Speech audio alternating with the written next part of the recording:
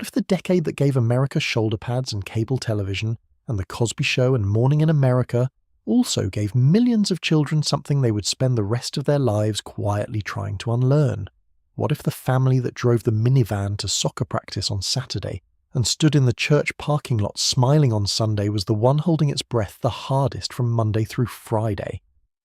What if the decade that sold itself as a return to values and a restoration of greatness was quietly producing a generation of children who would grow up to spend a very long time in therapy rooms, trying to understand why they felt so much like they were always waiting for something to go wrong?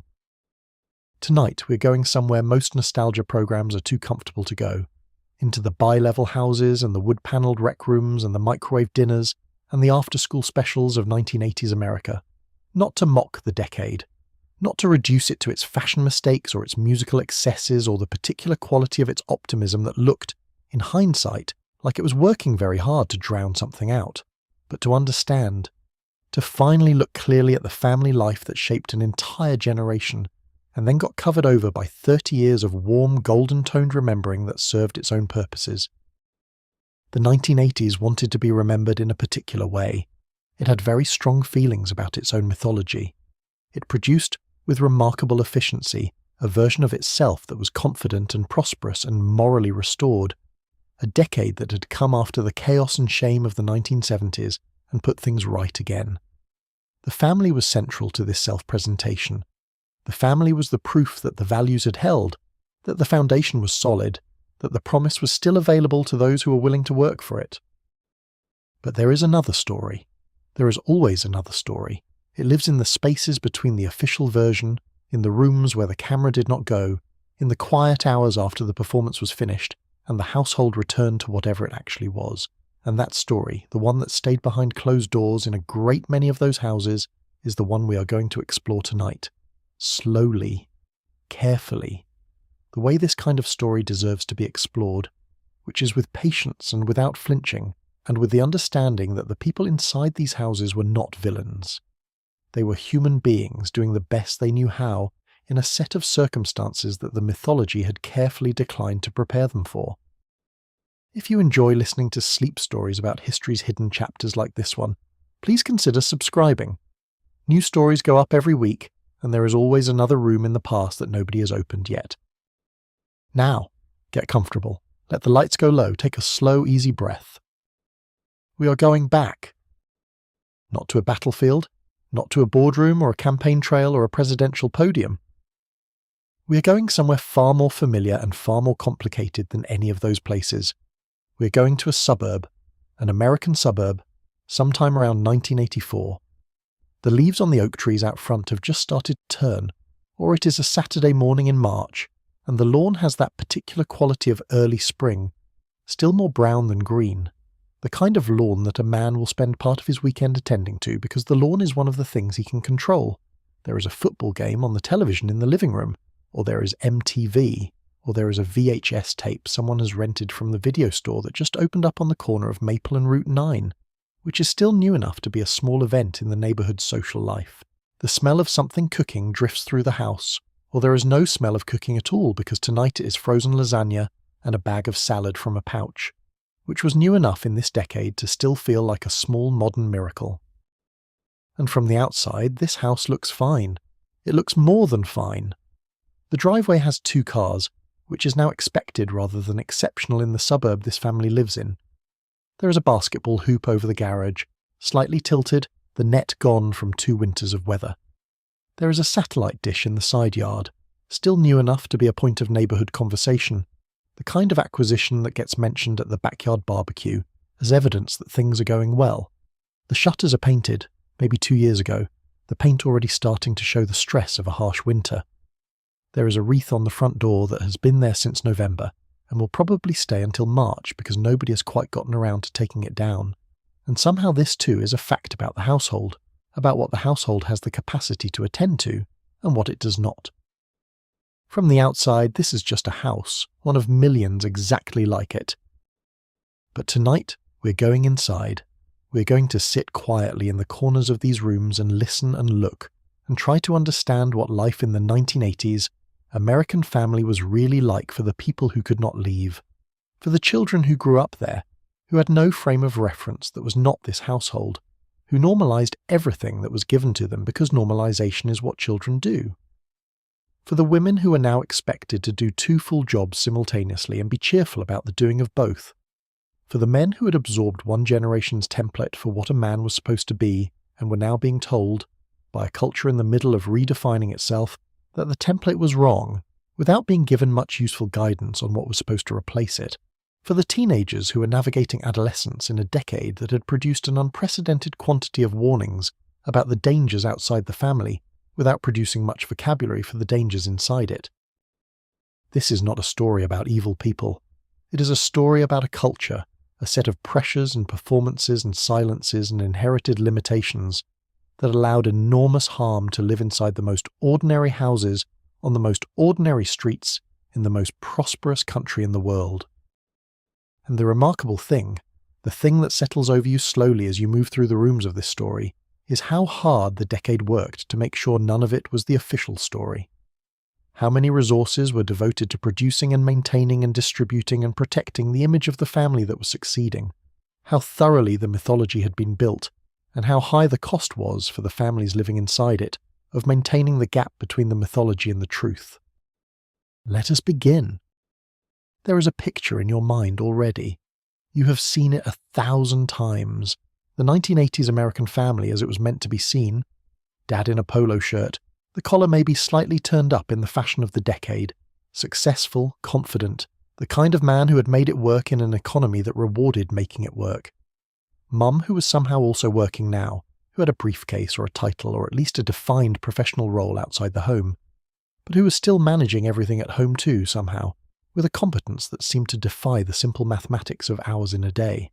Children who were busy and enriched and enrolled in things. Children for whom the decade had invented the concept of quality time as a replacement for the quantity of time that had quietly disappeared from the household when both parents started working full days. A dog, probably. A 2-car garage with things in it that were not a car. A VCR, definitely, because the VCR was the decade's great domestic luxury, the thing that everyone was getting. A family that was doing well, that was upwardly mobile, that was living the expanded version of the promise. This was the mythology. And like most powerful mythologies, it was not entirely invented. Some families did live something close to this. Some children did grow up in households that were genuinely warm, genuinely functional, where the adults were doing their complicated human best and managing more often than not to get it right. There were mothers who were managing the professional life and the domestic life, and still finding time to be present for their children in meaningful ways, not because they were superhuman, but because the particular configuration of their household, or their economic situation, or their partnership made it more possible. There were fathers who were breaking from the template of their own fathers, who were showing up emotionally in ways that their grandfathers would not have recognized as fatherhood. There were families that were genuinely happy, genuinely functional, genuinely a good place to grow up, and we do not want to erase those families from the picture. They existed. But they were never the whole picture. The mythology was produced and marketed and sold with an efficiency that the previous decade's mythology had not quite achieved, because the machinery for selling it had gotten considerably more sophisticated. Cable television was spreading into American homes at a rate that gave the cultural apparatus new channels through which to project the ideal. Music television, MTV, which launched in 1981 and became, within a few years, one of the most powerful cultural forces in the lives of American young people, delivered a continuous stream of aspiration and energy and the visual grammar of success, beautiful people in expensive-looking environments doing exciting things. The advertising industry had refined its techniques to a point where the gap between the product being sold and the life the product promised had become almost invisible to the person watching the commercial. You did not see a car. You saw a version of yourself that was confident and free and making exactly the right choices, and the car was how you got there. And the political culture of the decade was doing something very specific with family. Family values had become a phrase with very particular political weight, a phrase that had been attached to a specific set of causes and a specific vision of what American family life was supposed to look like. The family was not just the unit of domestic life in this framing, it was a moral category. To have a strong family was to be a good American, To maintain the family was to be on the right side of history. To admit difficulty or fracture or failure in the family was to admit something worse than personal weakness. It was to admit a kind of moral failing, a failure of the values that the decade had declared it was restoring after the supposed chaos of the decade that had preceded it. Into this framework, the ordinary struggles of ordinary families did not fit well. The marriage that was grinding down, the child who was not thriving, the parent who was drinking too much or working too much or simply not present in the ways the household needed, the financial stress that lived behind the appearance of prosperity. These things did not fit the framework of the decade's self-presentation, and so they went somewhere else, into the places where things that do not fit the framework always go, into the silence, into the performance, into the body, which keeps its own records regardless of what the mind decides to present to the outside world. The physical structure of the 1980s American suburb was a variation on the ranch house and the split level that the previous generation had built, extended now into larger homes for families that were more likely than before to have two incomes and to have spent some of those incomes on space. The great room was becoming a thing, the large, open, combined living and dining area that was supposed to facilitate the flow of family life through an integrated domestic environment. The master suite was becoming a thing, the bedroom with its own bathroom, its own small private territory within the household. The kitchen was being opened up to the living area in ways that were explicitly sold as creating connection and togetherness and the warm, organic movement of family life through a shared space. What the open floor plan actually created in many households was a specific kind of surveillance. There was less privacy in the open plan house, there were fewer doors to close. The child doing homework at the kitchen table was not separated from the adults talking in the living room by walls and a hallway. The sound of the conversation that should not be overheard carried differently in the house where the kitchen opened into the family room, which opened into the entry, which echoed up the stairs to the bedrooms where the children were supposed to be asleep. The teenager in the rec room could hear more than the parents assumed she could hear. The toddler in the playpen in the corner of the kitchen was absorbing more of the emotional weather of the adult conversation than anyone was accounting for. The rec room deserves its own moment. In the 1980s American home, particularly in the houses with basements that were finished and carpeted and given over to the children and teenagers of the household, the rec room had become the space assigned to younger people, the designated zone of their leisure and their social life and their distance from the adults. The second television was down there, the Atari or the Intellivision, or, later in the decade, the Nintendo, the beanbags and the sleeping bags for slumber parties. The children retreated there after dinner, and the parents retreated to the main floor, and the house divided itself by generation in a way that was comfortable for everyone, and that also meant that the children were, more hours of the day than any previous generation of American children, largely managing themselves. This separation was not, in the official culture of the decade, framed as neglect.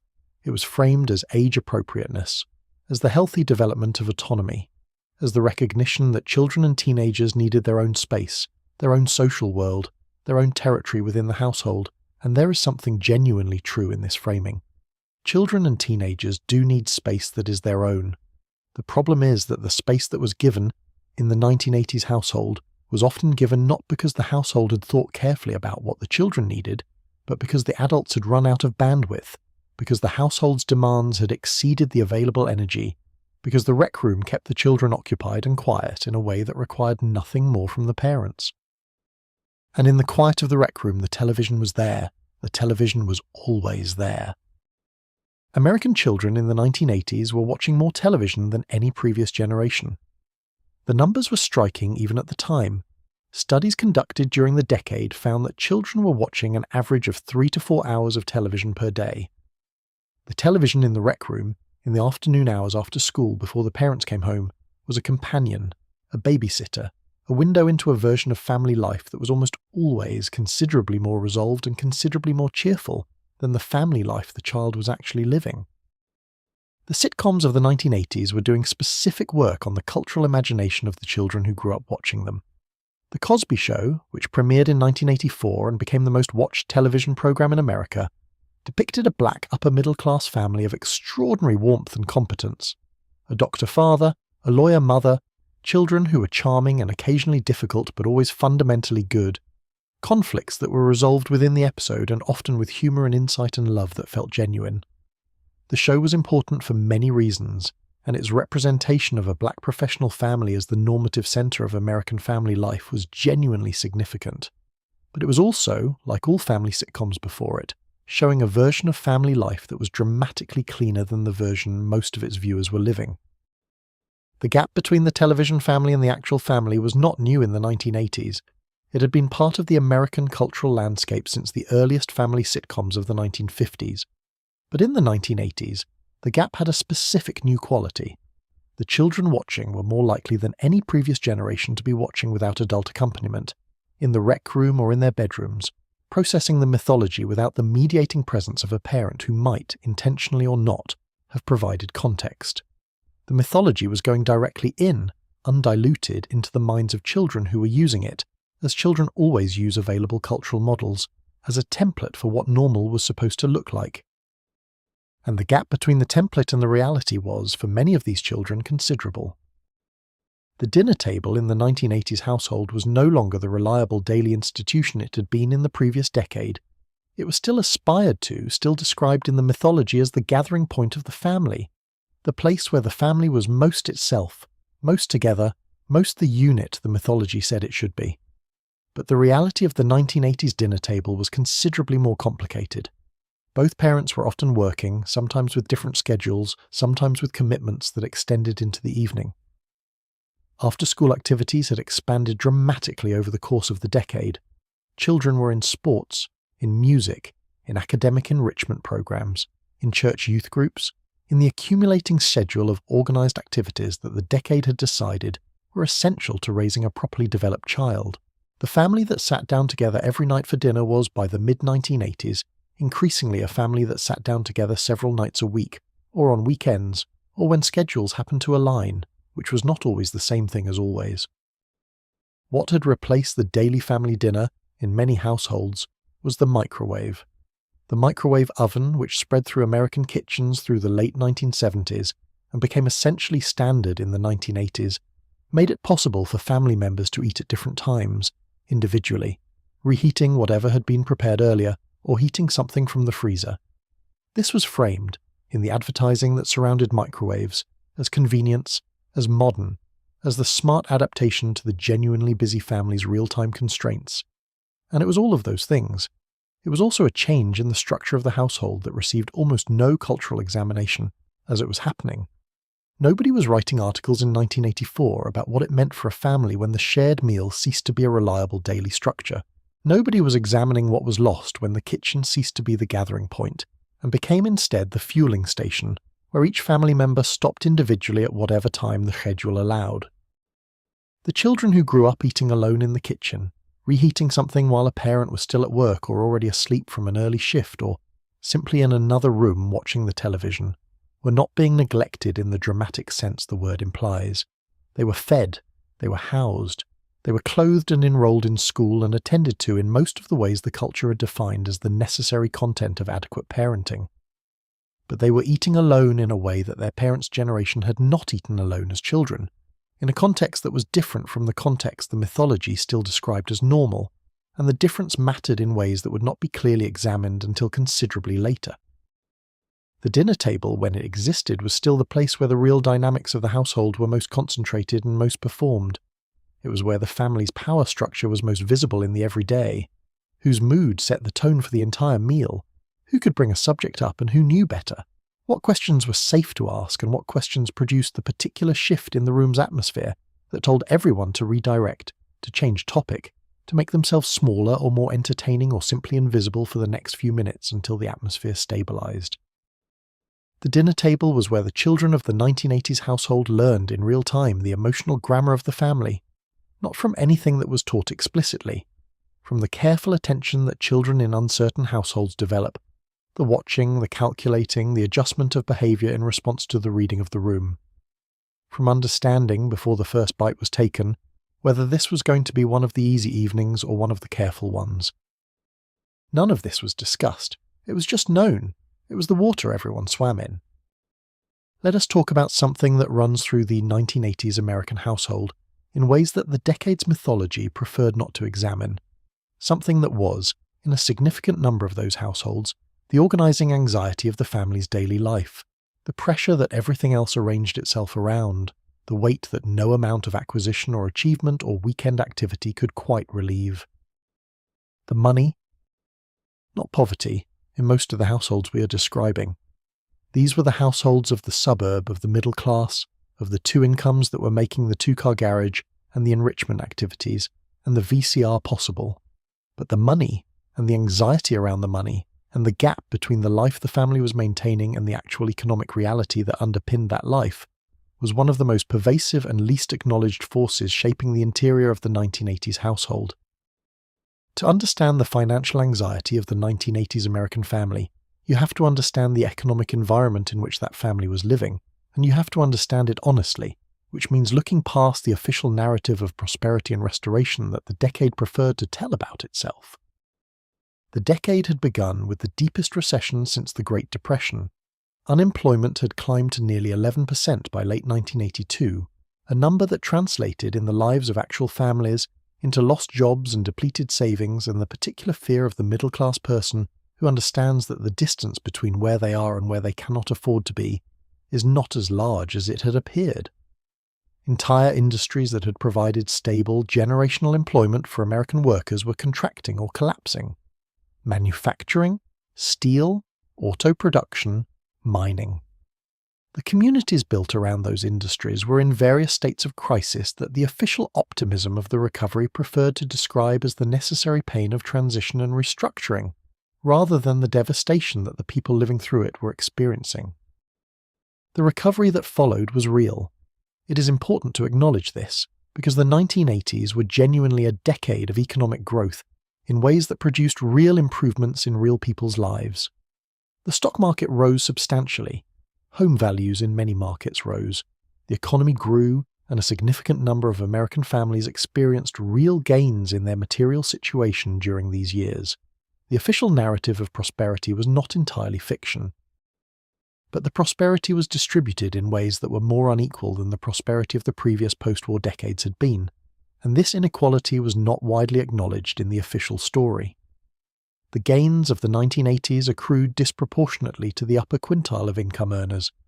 The middle class, whose interests the decade's political culture claimed to champion, was beginning to experience a stagnation of real wages that would be documented more clearly in retrospect than it was acknowledged at the time. Families that were maintaining their standard of living, that were keeping up the appearance of the prosperous suburban life the mythology described, were in many cases doing so not through increased wages but through increased debt, through the second income that the wife was now contributing, through the accumulation of consumer credit that the decade made newly easy and newly encouraged. The credit card was to the 1980s what the mortgage had been to the 1950s, the mechanism by which families could maintain the appearance of the life they were supposed to be living without the underlying economic reality that should have supported that life. Credit card debt in the United States expanded dramatically through the 1980s as the financial deregulation of the early decade removed caps on interest rates and allowed the credit industry to aggressively market its products to the middle-class household. The family with the 2 cars and the ski vacation, and the children in the right activities, and the house in the right neighborhood, and the new appliances that were sold on a 12-month no-payment plan might be carrying, behind that presentation, a level of consumer debt that was quietly eroding the actual stability of everything the presentation was supposed to represent. The children in these households absorbed the financial anxiety without being told about it, because financial anxiety is not a thing that adults in the 1980s household told their children about. Children were supposed to be protected from money worries. Children were supposed to have the childhood, unencumbered by the adult realities that were being managed on their behalf.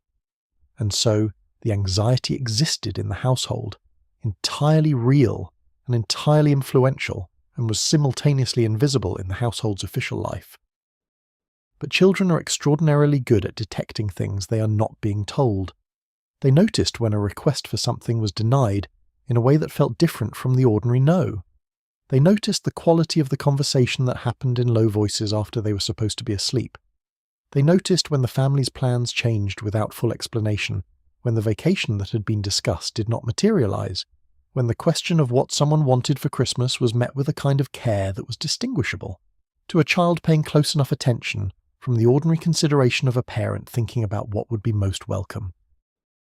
These children filed the noticings under the category of things the adults know about that I am not supposed to know about, and they adapted accordingly. They became skilled at not asking about certain things. They became practiced at the particular form of discretion that is really protectiveness, the child's attempt to not add to what is already too much. They developed a sensitivity to the household's economic weather that expressed itself in adulthood as a particular relationship to money. Sometimes the grip that comes from having learned early that it can disappear, sometimes the avoidance that comes from having learned early that thinking about it produces anxiety, sometimes the compulsive acquisition that comes from having grown up feeling that there was never quite enough. The performance of prosperity in the 1980s deserves its own examination, because it was in certain respects more demanding than the performance of previous decades. The decade's visual vocabulary of success was specific and relentless. The right brand, the right neighborhood, the right school, the right car, the right clothes on the right children going to the right activities. Success in the 1980s had a visual grammar that was continuously reinforced by the advertising and the television and the social dynamics of the neighborhood, and the family that was living behind that grammar without quite having the resources to sustain it was doing a particular kind of daily performance that cost something every day. The shame of inadequacy in the 1980s carried a specific moral weight because the decade had made a very direct connection between prosperity and personal virtue.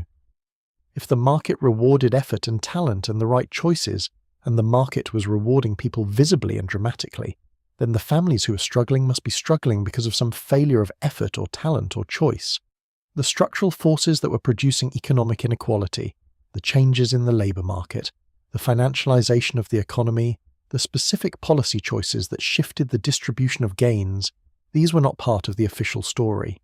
The individual was, and the individual family that could not quite make the numbers work was, in the decade's moral framework, failing at something it should have been succeeding at, which meant the shame was not just financial, but personal and moral. This shame was rarely spoken. It was performed away, every day, in the driveway and the school parking lot, and the neighbourhood backyard barbecue where the conversation was about the vacation that was planned, not the credit card debt that was going to pay for it. By 1980, more than half of American women with children under 6 were in the paid workforce. By the end of the decade, the numbers had climbed further in every age category of children. This was one of the most significant social transformations in American history, and it was happening at a speed that the surrounding culture was not absorbing, not processing, not preparing the household for. The bad faith at the centre of this transformation was this: women were expected to work now because economic reality required it, and because the cultural progress of the previous 2 decades had made the domestic-only life both less economically feasible and less socially accepted as a complete identity. But the domestic sphere that women had previously occupied full-time had not reorganised itself in their absence. The cooking, the cleaning, the grocery shopping, the scheduling of children's activities and doctor's appointments, the emotional management of the household, the invisible labour of family maintenance that kept everything running without ever appearing on anyone's job description. These things still required doing, and the expectation that they would be done had not, in most households, meaningfully transferred to the men who were now sharing the household with women who were also working full days in paid employment. The research that was conducted on household labour through the 1980s told a consistent and uncomfortable story. Even in dual-income households, even in households where both the man and the woman had professional careers and professional commitments, women were performing significantly more of the domestic labour than men. The measurements were not ambiguous. Studies found that women in dual-income households were doing the equivalent of an extra full month of work per year compared to their male partners, when the domestic labour was counted alongside the paid labour, a month every year. The term second shift, which sociologist Arlie Hochschild introduced in her landmark 1989 book about exactly this phenomenon, described something that millions of women had been living for a decade without having a name for it: the full day of paid work followed by the full evening of domestic work, the combination of which was producing a specific kind of fatigue that did not resolve with sleep, because the next day brought the same 2 full shifts. The supermom was the 1980s cultural response to this reality, and it is worth examining carefully, because the supermom was simultaneously an acknowledgement of what women were doing and a mechanism for making the impossibility of what women were doing invisible and unchallengeable.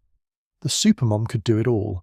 She had the career and the spotless house and the involved, enriched children, and the well-maintained marriage and the dinner on the table and the dressed-for-success appearance and the energy for all of it, simultaneously, without visible strain.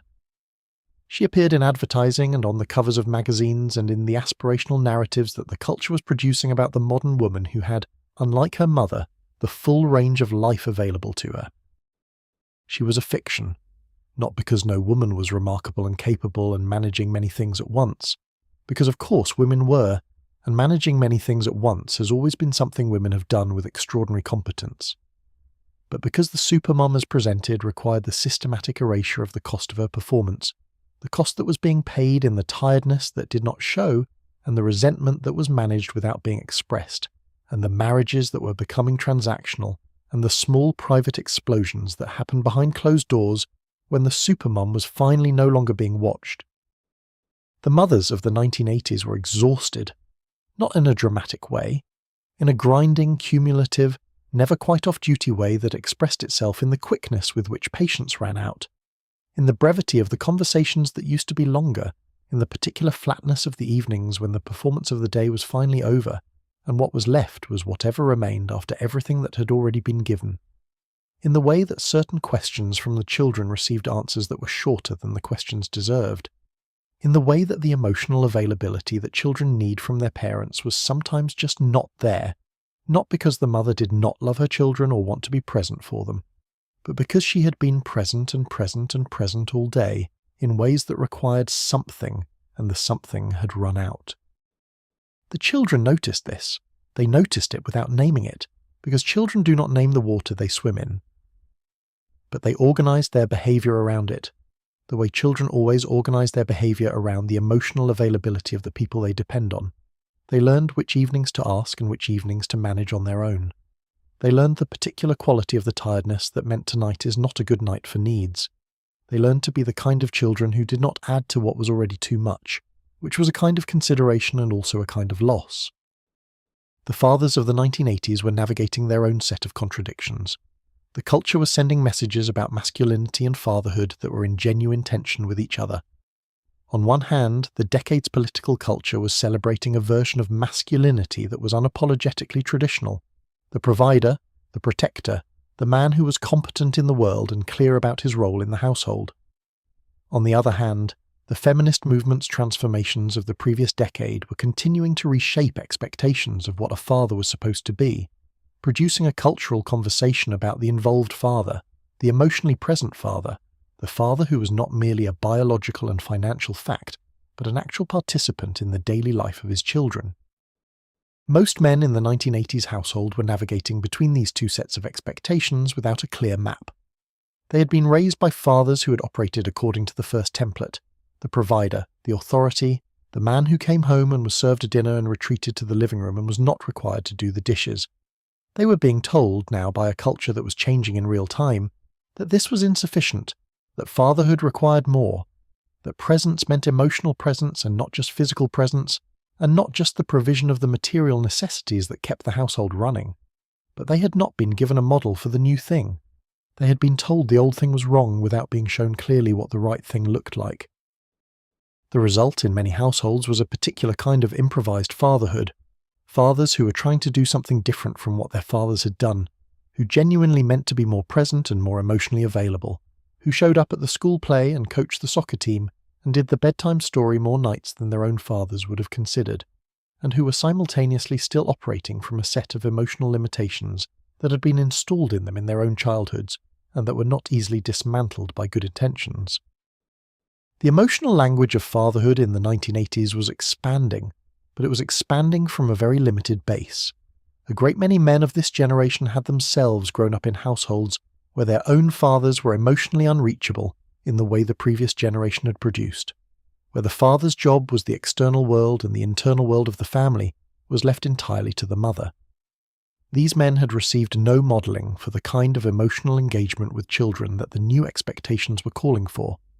They had been given a template that had no place for feelings, and they were now being asked to work without a template, which is harder than it sounds for people who had always been told that knowing what to do was the measure of being competent. Some of these fathers retreated, not cruelly or consciously, but by the path of least resistance, into the domains where they were competent. The garage, where the lawn equipment and the tools and the projects that had clear outcomes lived. The work, which was somewhere they knew what to do and where doing it well was legible and rewarded. The television, which offered a way to be present in the room without being required to be present in the relationship, which offered the particular comfort of being technically there while being actually somewhere else. Some of these fathers drank. And some of these fathers were doing something genuinely new, being present in ways their own fathers had not been present, imperfectly, without a clear model, making it up as they went along and getting it right more often than their own internal critic was willing to acknowledge. These fathers mattered to their children in ways that would not always be visible in the moment, but that would become clear over the long arc of the relationship, when the children were grown and looking back and beginning to understand what they had actually been given. Let us talk about something that was present in a significant number of 1980s households, in ways that the decade's official self-presentation was not equipped to discuss. Something that intersected, in complicated ways, with the economic anxiety and the performance of prosperity and the exhaustion of the second shift. The substance in the cabinet. The 1980s had a complicated relationship with substances, and that relationship was divided in a way that reveals something important about the decade's moral priorities. On the side of the official culture, the 1980s produced one of the most prominent anti-drug campaigns in American history. Just Say No, the campaign associated with Nancy Reagan, was everywhere. In schools, in public service announcements, in the DARE program that brought police officers into elementary school classrooms to explain the dangers of drugs to children who in many cases were going home to households where substances of various kinds were already present. The campaign was sincere in its concern for children, and it was responding to a genuine crisis in drug use among young Americans. It was also, in its exclusive focus on the choices of individual young people, conspicuously uninterested in the conditions that were producing those choices. Cocaine's visibility in the 1980s was bifurcated in a way that reveals something important about the decade's moral framework. The crack cocaine epidemic that spread through Black and Latino communities in American cities beginning in the mid-1980s was treated as a public emergency, a crisis requiring the full machinery of the criminal justice system, the subject of mandatory minimums and aggressive prosecution, that would produce a mass incarceration crisis whose effects are still with us. The powder cocaine that was moving through white professional and suburban networks in the earlier part of the decade was treated, in the cultural conversation, with considerably more ambiguity. It was a problem, yes, but it was more often discussed as a lifestyle excess, a yuppie mistake, a failure of personal judgment rather than a moral catastrophe requiring institutional response. The children of households where cocaine was present in the early 1980s, before the crack epidemic reframed the public conversation entirely, were living in a specific version of the reality that children of any substance-affected household live in. A parent whose energy and mood and availability was unpredictable. The euphoria of use, which might express itself as a parent who was suddenly more animated and engaged than usual, more talkative, more expansive, and the crash that followed, which might express itself as withdrawal, irritability, a particular flatness that was recognizable to the child even without understanding what was producing it. The financial erosion that cocaine use produced beneath the surface of the household's maintained exterior, the money that was going somewhere the family's budget had not allocated for it, the gaps that appeared in the material life of the household without explanation. For the children, the substance was irrelevant in a certain sense. They did not understand what cocaine was or why their parent was using it. What they understood was the effect, the unpredictability, the cycling, the sense that the adult they depended on was sometimes available and sometimes somewhere else, and that the difference could arrive without warning. This is what children of substance-affected households understand, regardless of what the substance is, regardless of the decade, that the person they need is not reliably present, and that their job is to adapt to this unreliability in whatever way keeps things from getting worse. Alcohol remained the most widespread substance in the 1980s household, as it had been in every American decade. The social life of the suburb was organized around occasions that centered on drinking. The neighborhood barbecue had its cooler of beer. The holiday gathering had its wine and its cocktails brought as hostess gifts. The office happy hour had become an institution of the professional culture that both parents were now navigating. The social drinking of the decade was so ambient, so embedded in every register of the household's social life, that the line between the drinking that was normal and the drinking that was a problem was genuinely difficult to locate. The difficulty of locating that line was itself part of the problem. Problem drinking in the 1980s household did not always look like the cultural image of alcoholism, which was still primarily the dramatic version, the person who had lost everything, the person whose drinking was visible and disruptive to everyone around them. The problem drinking of the 1980s suburban household was more often the functional version, the person who was drinking more than they should be and managing everything anyway, who was showing up to work and attending the soccer games and maintaining the appearance of the life the mythology described, while the drinking was quietly organising everything from the inside. The children in these households were doing what the research would later document as one of the characteristic adaptations of children in substance-affected homes. They were developing extraordinarily sophisticated systems for reading the emotional state and the level of impairment of the drinking parent. Systems that operated below conscious awareness, that were running constantly, that were informing the child's behaviour in ways that the child could not explain and might not have been able to describe if asked. The count of glasses, the time of day that the first drink appeared, the particular quality of a laugh or a movement or a silence that told the child something the child needed to know about what this evening was going to require.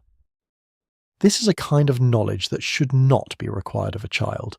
It is a kind of knowledge that takes up the space where other kinds of knowledge should have been growing, and it is a kind of knowledge that, in adulthood, does not simply switch off because the original environment is no longer present.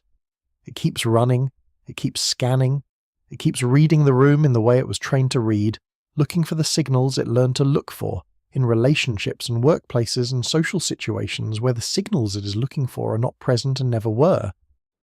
Prescription medication was playing a different role in the 1980s household than it had in the decade before.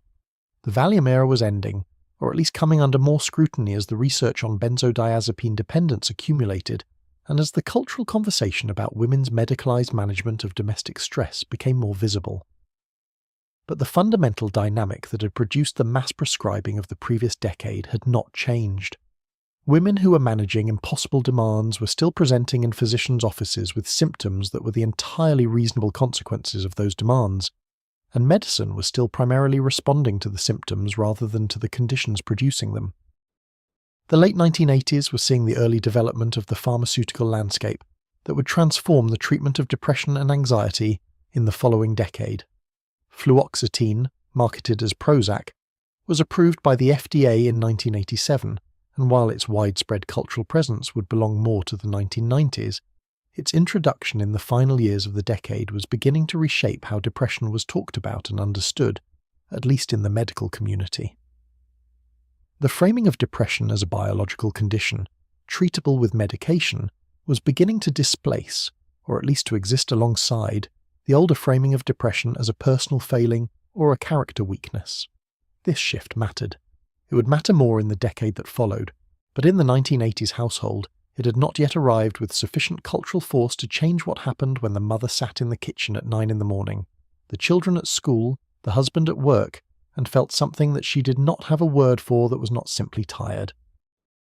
There is a conversation that American culture had, loudly and in public, in the 1980s about children and safety.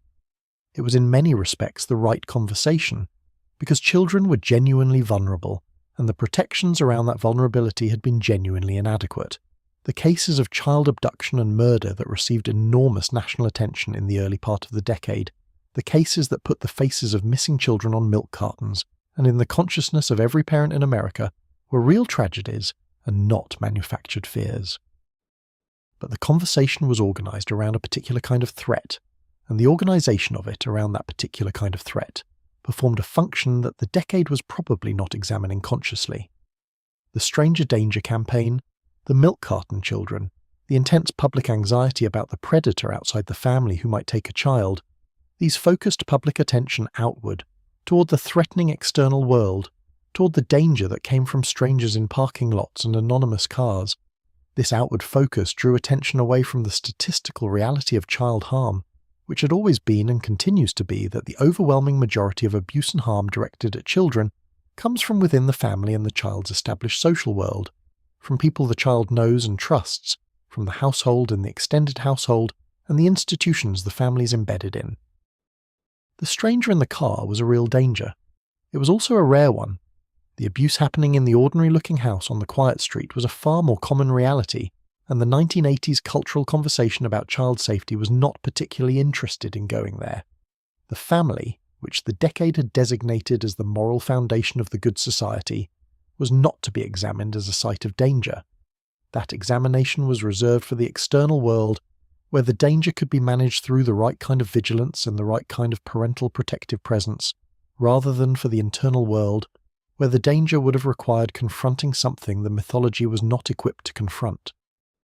Physical discipline remained present in the 1980s American household in ways that the slowly accumulating research on its effects had not yet significantly altered in practice. The cultural shift on corporal punishment was beginning. The American Academy of Pediatrics was moving toward a formal opposition that would eventually be stated clearly, but had not yet been stated with the directness it would achieve in later decades. The parents raising children in the 1980s had, in most cases, been raised in households where physical discipline was the ordinary tool of correction, and the intergenerational transmission of parenting practice is one of the most persistent features of family life precisely because it is installed in the body before the mind has the capacity to examine it. What the 1980s added to this picture was a specific context, the household under increased pressure, both parents working more hours than their own parents had worked, children scheduled into more activities than any previous generation of American children, the household running at a higher temperature, with more demands, less margin, less available patience. Physical discipline in this context was sometimes the consequence of the household stress as much as the consequence of the child's behaviour. The child who asked one question too many at the wrong moment, in the household where the adult had been managing at the limit of available capacity for several hours, was encountering something that was technically categorised as discipline, but that was really the overflow of a system that had exceeded its design parameters. The children in these situations did what children in such situations have always done. They searched their own behaviour for the error that had produced the consequence. They catalogued what they had done and what had followed, building a map of the household's danger zones and safe corridors. They became expert over years at reading the room before they entered it, at calibrating their presence to the available emotional space, at being the kind of child the household could accommodate on any given evening without incident. This calibration is a skill. It is a skill that serves people in certain professional and social contexts extraordinarily well. It is also a skill that should not have been necessary. It is also a skill that takes up developmental space that should have been occupied by something else. The latchkey child was the 1980s name for a phenomenon that was new enough to require naming. The child who came home from school to an empty house, who let herself in with the key worn on a cord around her neck or kept in the front pocket of her backpack, who managed the hours between 3 o'clock and whenever the parents came home without adult supervision, because both parents were working, and the economics and logistics of after-school care had not yet caught up with the new reality of the dual-income household. The latchkey experience was framed, in the decade's public discourse, primarily as a safety concern. Children home alone were vulnerable to a range of dangers that the decade had become increasingly attentive to. This concern was not misplaced, but it missed something important about the actual experience of the latchkey child, which was not primarily about danger, but about something quieter and less dramatic and harder to articulate. It was about loneliness. The particular loneliness of coming home to a house that was empty when you were 8 or 10 or 12 and had had a bad day. The loneliness of managing your own hunger, heating something in the microwave and eating it at the kitchen table alone. The loneliness of finishing your homework without anyone to ask for help when something was confusing. The loneliness of a minor emergency, a scraped knee, a scary noise, a fight with a friend that was still sitting on your chest when you walked through the door, and there being no one there to absorb it with you. The loneliness was not always experienced as loneliness. Many latchkey children of the 1980s described the experience with a kind of practical pragmatism in retrospect. It was just how it was. You managed. You got used to it. It made you self-sufficient in ways that served you later. And this is true. The self-sufficiency is real, and it has real value. The getting used to it is also real. But the getting used to something is not the same as the something being fine. And the children who got used to coming home to an empty house were also developing a particular relationship to need, and to the management of need alone that would express itself in their adult relationships in ways that had nothing obviously to do with the empty house on the afternoon of a Tuesday in 1983. Divorce in the 1980s had become not the moral catastrophe it had been for the previous generation, but a demographic fact of American life that required accommodation. The divorce rate peaked in 1980, the highest it had ever been in American history, and while it declined modestly through the decade, it remained dramatically higher than it had been in the 1950s or 1960s. The children of the 1980s were statistically more likely than any previous generation to experience the divorce of their parents, the reorganization of the household, the negotiation of multiple living situations and divided loyalties, and the new configurations that followed when parents began the process of rebuilding their lives. The cultural conversation about divorce in the 1980s was complex. The generation that had divorced in large numbers in the 1970s had done so partly in the name of personal liberation and individual happiness, had been told, and had told itself that 2 happy households were better than 1 unhappy one, that children were resilient and would adjust, that the adult's right to genuine lives was not incompatible with good parenting. The research that was accumulating in the 1980s on the effects of parental divorce on children was beginning to complicate this narrative without entirely disproving it, and the academic literature was producing findings that were not always comfortable for a culture that had already largely normalized what it was studying. The findings were not simple. Children of divorce were not inevitably damaged. Children who had ongoing, stable, involved relationships with both parents, and who were shielded from ongoing parental conflict, showed outcomes that were not dramatically different from children in intact families, but children who experienced high levels of interparental conflict, who were used as messengers or caught in loyalty binds between 2 parents, who were still fighting through their children, who lost meaningful contact with one parent, who experienced the instability of multiple household reorganizations as parents moved and remarried and had new children. These children showed measurable effects on their academic achievement, their social functioning, their emotional regulation, and their capacity for trust and stability in their own adult relationships. A significant number of children in the 1980s were experiencing exactly the harder version. The parental conflict that had produced the divorce was often not resolved by the divorce. It continued through custody negotiations and financial disputes and the ongoing management of shared children across 2 households that might hold very different values and very different standards of what was acceptable. The child who was the currency of this ongoing conflict was navigating something that no child should be required to navigate. The love of 2 people who were at war with each other, carried in a small body that belonged to both of them and could not be divided. The fathers who disappeared after divorce are part of this story in a way that requires specific attention. The research on paternal involvement after divorce in the 1980s consistently found that a large percentage of non-custodial fathers, the great majority of whom were men in this era, significantly reduced their involvement with their children over time following the legal dissolution of the household. The pattern was documented with uncomfortable consistency. Involvement decreased in the first year following divorce, decreased further in subsequent years, and in a significant number of cases reached a point of near-complete absence by the time the children were in adolescence.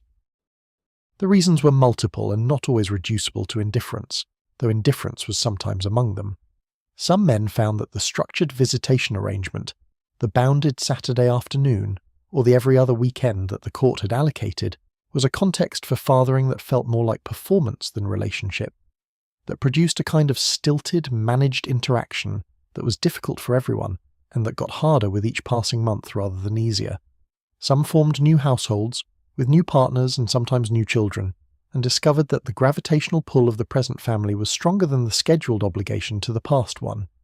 Some were kept at a distance, actively or through the accumulated friction of ongoing hostility with the former partner, and found the friction easier to avoid than to push through. Some were men who had not been particularly present even within the intact household, and discovered that the structure of the marriage had been providing the scaffolding for whatever fathering had been happening, and without the structure the scaffolding collapsed. The children waiting for the father who did not come, who came inconsistently, who called less and less and then not at all, or who was present on the schedule but absent in the ways that mattered, were carrying a specific kind of grief. Not the clean grief of death, with its acknowledged loss and its community of mourning. The ambiguous grief of the parent who was still alive but not there, who was technically part of the child's life but not really, who occupied a category that had no clear social recognition and no established rituals for processing. The father who lived 45 minutes away and saw you twice a month was not gone, but he was also not present, and the living between those two realities produced something that was hard to name and harder to release. By the mid-1980s, the AIDS epidemic had become one of the defining public health crises in American history, and the fear and misinformation and social panic that surrounded it were shaping the interior life of many American households in ways that were sometimes explicit and sometimes operating at a level well below conscious acknowledgement. For families with gay members, the epidemic's early years were a specific kind of emergency.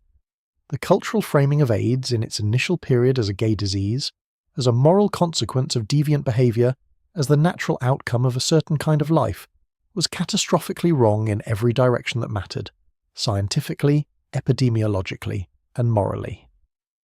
But it was the dominant framing for the first several years of the epidemic, broadcast through the mainstream media and reinforced by a political culture that was largely uninterested in the welfare of the people dying, and it shaped the households where gay or lesbian family members were present, in ways that created specific pressures around secrecy and shame and the management of information.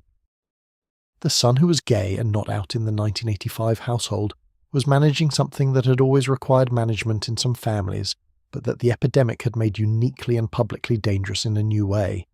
The fear of the disease, the fear of the family's response to the disease and to the disclosure that might accompany it, the fear of the culture's response, the fear of what being known might cost.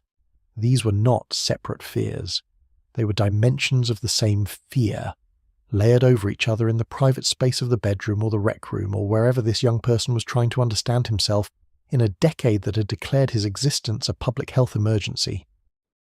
The broader household, the parents and siblings who may not have known, or may have known, and not said, or may have been in the process of knowing gradually and without language, was navigating its own version of this reality.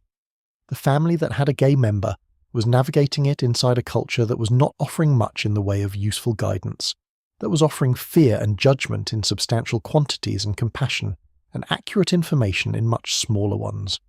What this produced in many families was a specific variety of the silence that runs through so many of the household stories, the thing that everyone knew but nobody named, the truth that lived in the rooms of the house and shaped the behaviour of everyone in them and was protected by a silence that was simultaneously a kindness and a harm.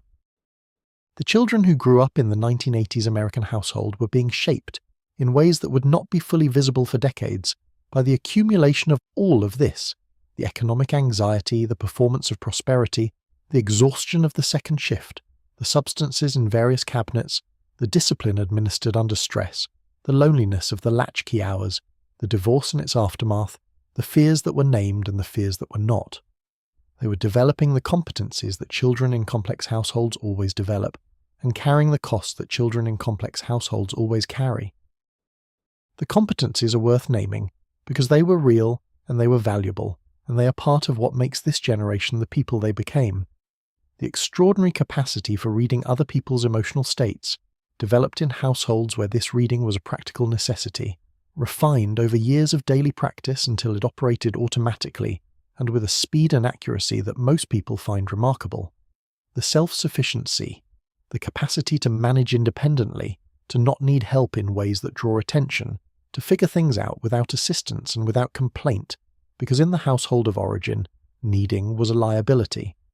The performance of stability, the ability to walk into a room and appear fine, to hold the presentation together regardless of what was happening internally, because the presentation was what the household required, and the household had taught this lesson early and well.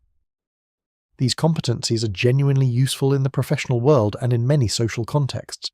They are also, in intimate relationships, sometimes the thing that stands between the person and the intimacy they actually want. The capacity to read other people's emotions developed in a household where that reading was survival is not the same as the capacity for genuine emotional intimacy with a trusted partner. The self-sufficiency learned in the empty house is not the same as the secure independence of someone who knows they can ask for help and receive it. The performance of stability is not the same as actually being stable, and maintaining the performance through an intimate relationship eventually becomes either exhausting or dishonest or both. What the research on adult children from difficult households documents with remarkable consistency is a specific difficulty with certain aspects of intimacy. The difficulty of being known, the difficulty of tolerating the vulnerability that being truly known requires, the sense that exposure of the inner self creates danger even in contexts where there is no danger present. This is the nervous system doing what the nervous system learned to do in the household of origin, which was to treat exposure as risk, because in the household of origin in various ways and to various degrees, exposure had been risk. The therapy generation. This is a label that has been applied to the adults who came of age in the 1980s and 1990s and began, in significant numbers, to seek therapeutic help as a specific cultural practice. They were not the first generation to have access to psychological services, but they were among the first to have widespread cultural permission to seek them, to encounter a therapeutic culture that had become visible and available enough to be accessible to people who were not in acute crisis, who were simply trying to understand why certain things were harder for them than they seemed to be for other people.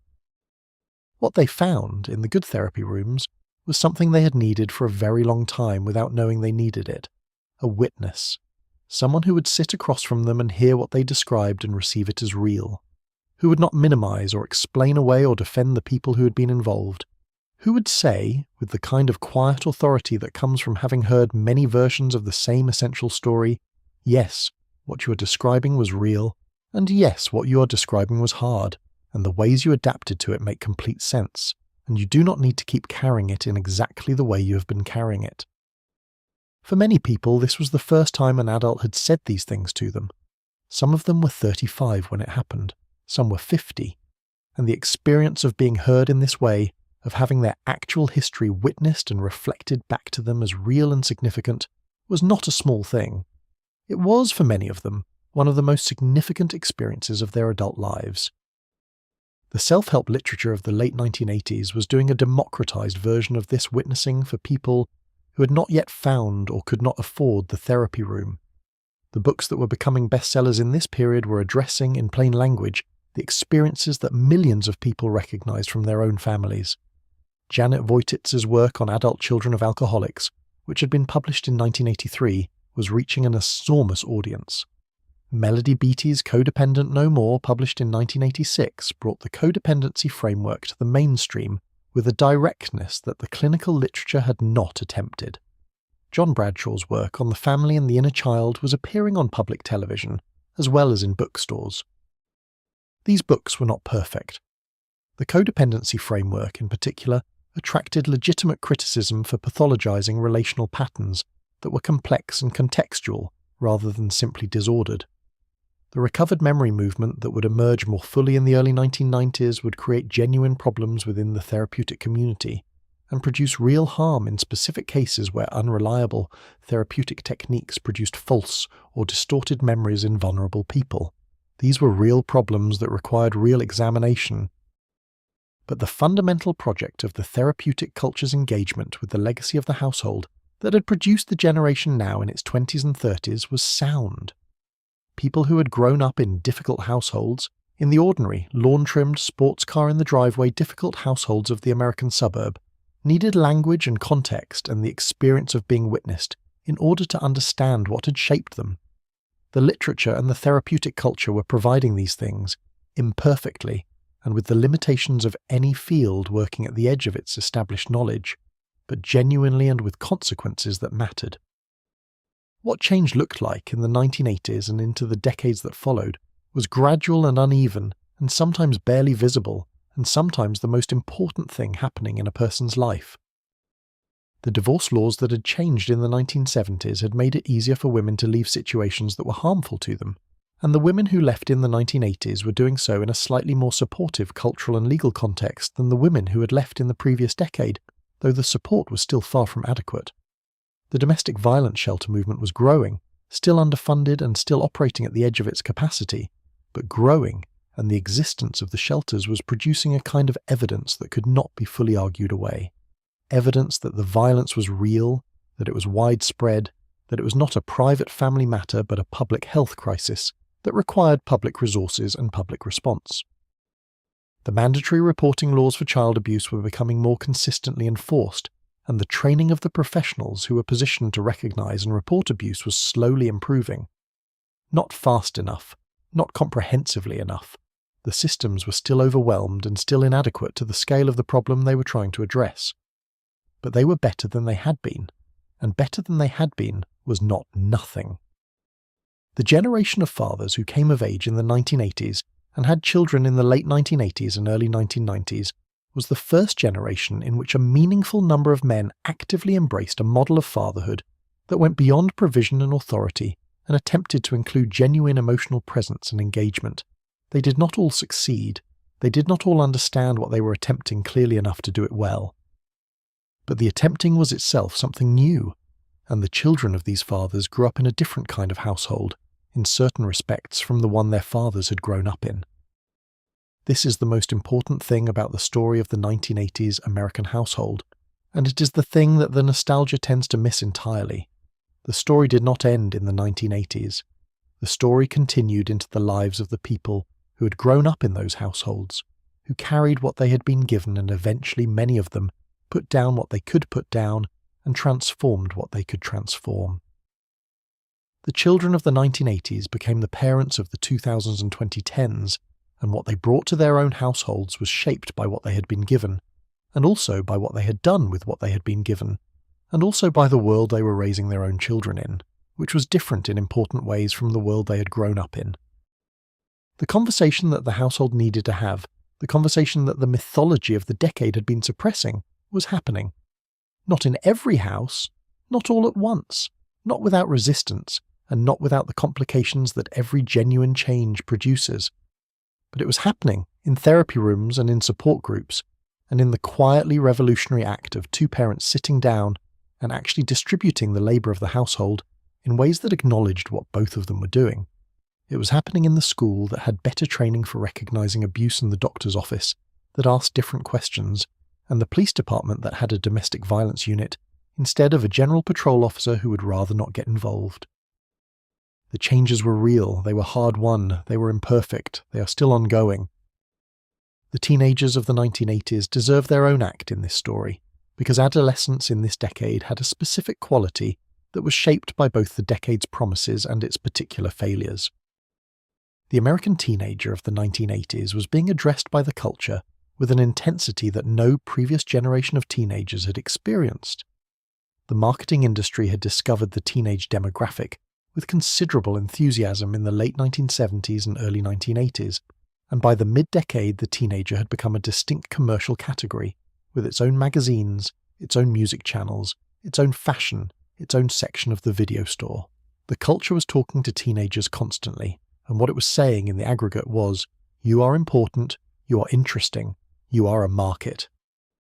What the culture was not particularly saying to the teenagers of the 1980s was, the things you are going through in your household are real, and they are hard, and you are not the only one going through them.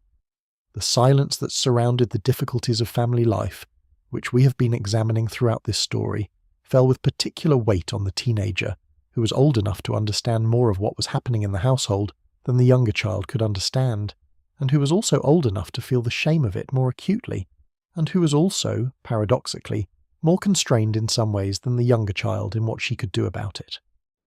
The teenager in the difficult household of the 1980s was navigating something very specific, the knowledge, increasingly clear and increasingly impossible to explain away, that her family was not what the mythology said a family was supposed to be, combined with the social requirement to maintain the performance of the normal family in every context outside the house.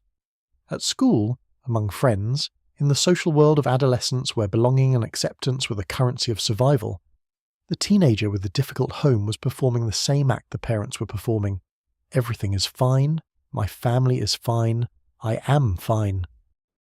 The performance was more costly for the teenager than for the younger child, because the teenager had more to hide and more capacity to feel the weight of hiding it. The younger child adapted to the household's reality without fully understanding it, which provided a certain kind of protection.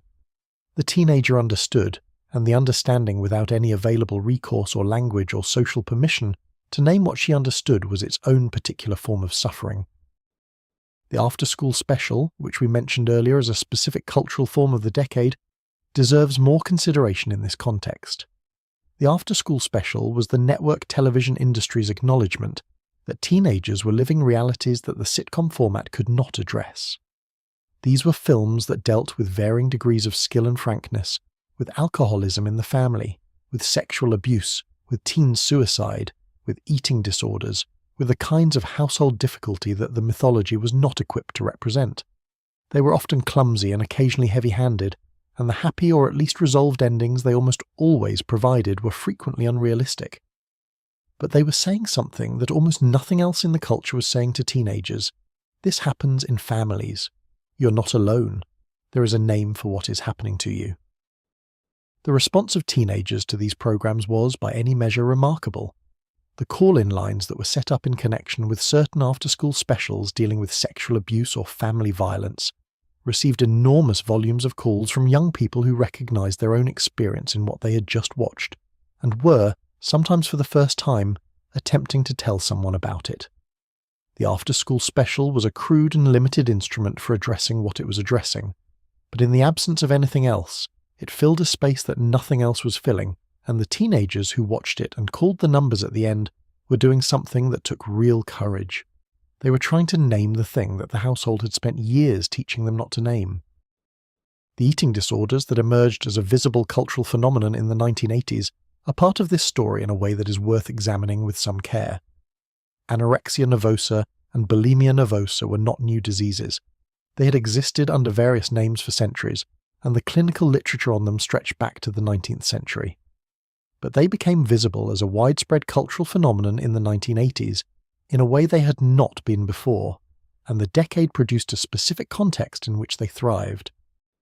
The research on eating disorders has consistently found that they exist at the intersection of biological vulnerability, cultural pressure around bodies and appearance, and psychological dynamics that frequently involve family of origin.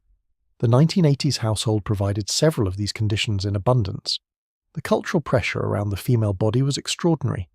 The decade of the aerobics video and the fashion model and the increasingly thin aspirational body produced a visual environment in which the message that a woman's body was something to be managed and controlled and corrected was ubiquitous and relentless. But the psychological dynamics are the part that connect most directly to the family of origin, and the family of origin dynamics that appear most consistently in the histories of people with eating disorders are the dynamics we have been describing throughout this story.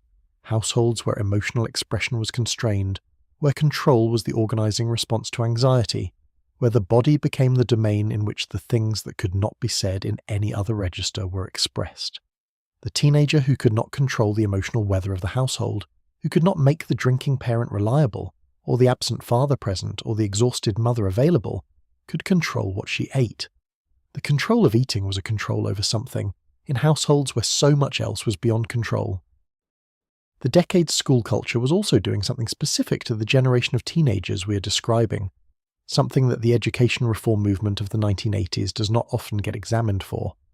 The Nation at Risk report, published in 1983, declared that the American educational system was failing the nation and producing students who were not competitive with their international peers. The response was a significant increase in academic pressure, in standardized testing, in homework, in the expectation of performance and achievement that was applied to students across the school day. For children who are managing difficult home environments, this increase in academic pressure had a specific effect. The school had always been, for many of these children, one of the places where they were safe from the household's dynamics, where they had some opportunity to be seen and recognized as capable people, rather than as functions in the household system. The school was also now a place of increased performance pressure, of more evaluations and more high-stakes moments and more competition. For children who were already managing significant cognitive and emotional load from the household, the additional load from the escalating academic environment was not always possible to absorb. The achievement gap that the decade's education reformers were concerned about was real. and the concern for educational quality was genuine. But the reform conversation was almost entirely silent on the role that family stress and household difficulty played in children's academic performance, on the fact that a child managing trauma at home was managing it in school too, was carrying it into every classroom and every test and every social situation in the body that had been trained to scan for threat and that did not distinguish between the threat at home and the threat of a math test, because the nervous system does not make that distinction. The conversation about educational achievement was happening without the conversation about what children were bringing to school from the households where they had spent the night. The neighbourhood of the 1980s was watching. This was still true, though the watching had taken on a new form in a decade when the suburban community was in some respects more atomised than the community of the previous generation had been, more mobile, less rooted, less likely to have the 20-year history with the same neighbours that had characterised the communities of the 1950s and 1960s. The Neighbourhood Watch programme was a 1980s phenomenon, the formal organisation of the community's mutual surveillance into a structured programme with meetings and coordinators and the little orange signs in front windows. The programme was a response to real crime concerns and was, in many communities, genuinely effective at what it was organised to do, to reduce property crime and to create a sense of collective responsibility for the neighbourhood's safety. But the Neighbourhood Watch was watching outward, for the stranger, for the person who did not belong. It was not watching inward, for the family that was managing something inside the house that the stranger danger discourse had not prepared anyone to address. The church was part of the landscape of the 1980s suburb, and in many communities it was the primary institution of social connection, beyond the immediate neighbourhood. Churches provided genuine community and genuine comfort and genuine acts of care that were meaningful to the people who experienced them. The people who ran them were often doing their sincere best for the people in their congregations, attending to real needs with real resources and real compassion. But the theological frameworks that predominated in many of these institutions also provided a specific doctrinal context in which family difficulties were to be managed in particular ways. The authority of the father within the household was often presented as divinely ordained, a structure that reflected a deeper order and that therefore should not be disrupted by the counsel of outsiders or the preferences of the wife or children within it. The permanence of the marriage was a spiritual fact before it was a legal one, which meant that the dissolution of the marriage, even when the marriage was harmful to the people within it, was freighted with a moral weight that the secular law had been attempting to reduce but that the religious context maintained. Women in these communities who were suffering within their marriages, who were experiencing violence or sustained emotional harm or the particular kind of damage that a controlling partner produces over years of small accumulated restrictions, were receiving from their religious community counsel that was offered in genuine love and that was also, in its effects, keeping them in situations that were harming them. The counsel to pray more, to submit more fully, to look for ways to be a better wife that might change the husband's behaviour, was not counsel designed to enable harm. It was counsel produced by a theological framework that had not adequately reckoned with the reality of what happens when the authority structure of the household is in the hands of someone who is using that authority to harm rather than to love. The children in these households were absorbing the message that the religious community delivered alongside everything else they were absorbing, that family was sacred, that the structure of the household reflected a divine order, and that disrupting the structure was a form of faithlessness rather than a form of protection. This message intersected in complicated and damaging ways with the other messages the household was delivering, and the combined weight of all of it was a pressure towards silence and accommodation that was very difficult for a child or a teenager or even an adult woman to push against.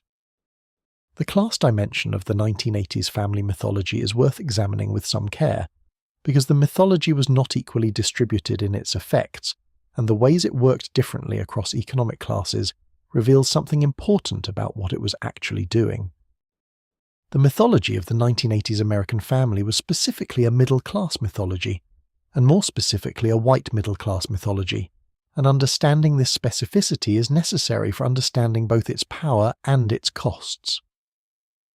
The mythology assumed home ownership, a level of income adequate to suburban life, access to the educational and social institutions that the suburb provided, and a degree of economic security that made the performance of prosperity at least plausible. these conditions were not equally available to all American families. For working-class families, the mythology functioned as an aspiration that was structurally more difficult to achieve, because the economic conditions the mythology assumed were conditions that working-class wages did not reliably produce. The family that was renting rather than owning, that was working multiple part-time jobs rather than 2 professional careers, that was in an apartment building rather than a house with a lawn, was navigating the mythology from a position in which its requirements were visibly beyond reach. The shame this produced, the sense of falling short of the standard that the culture had universalized, was added to the ordinary difficulties of working-class family life, which were already considerable. For black families and families of colour who had been systematically excluded from the suburban expansion that produced the context in which the mythology operated, the mythology was doing something particularly complicated. The visible culture was showing an increasingly diverse version of the American family dream, particularly after the success of The Cosby Show made the black professional family the centre of the decade's most watched domestic comedy. But the structural conditions that had prevented black families from accessing the suburban housing that the mythology was built around, the discriminatory lending practices and the redlining and the restrictive covenants that had been formally illegal since the Fair Housing Act of 1968, but that continued to operate through informal but highly effective mechanisms, had not changed enough to make the mythology equally available. The families who were navigating this particular intersection, the mythology of the successful American family combined with the structural barriers that made the mythology's material conditions less accessible, were doing so with an additional layer of complexity that the official culture was not addressing. They were managing the ordinary difficulties of family life alongside the specific difficulties produced by racism in daily life, by economic structures that had been designed to exclude them, by an aspiration that the culture was projecting as universally available, while the actual mechanisms of access were not universally available at all. The immigrants who were arriving in the United States in substantial numbers through the 1980s, many of them from Southeast Asia, Latin America and the Caribbean, were navigating their own version of this complexity. The mythology of the American family was part of what the country was offering them as the promise of the New World, and the gap between the mythology and the structural reality was often dramatic. The immigrant household was managing not only the ordinary pressures of family life, but the additional pressures of acculturation, of language, of the negotiation between the culture of origin and the culture of arrival, of economic precarity, that was often more acute than the working-class American family's precarity, of the specific forms of discrimination and exclusion that new arrivals encountered. What these families shared with every other family navigating the gap between the mythology and the reality was the performance, the face presented to the outside world that said things were going as they were supposed to go, the silence about the difficulties that the outside world was not supposed to see, the children absorbing everything that was being managed and performed and not said, and learning the lesson that all the decades children were learning, that what you showed and what was real were 2 different things, and that maintaining the difference was the work. The children who grew up in the 1980s American household are in their 40s and 50s now. They are, by many measures, a generation that has done remarkable things with what they were given and what they had to work through in order to become the people they became. The competencies they developed in the difficult households of the decade are genuinely theirs, even if the circumstances that produced them were not what anyone would have chosen.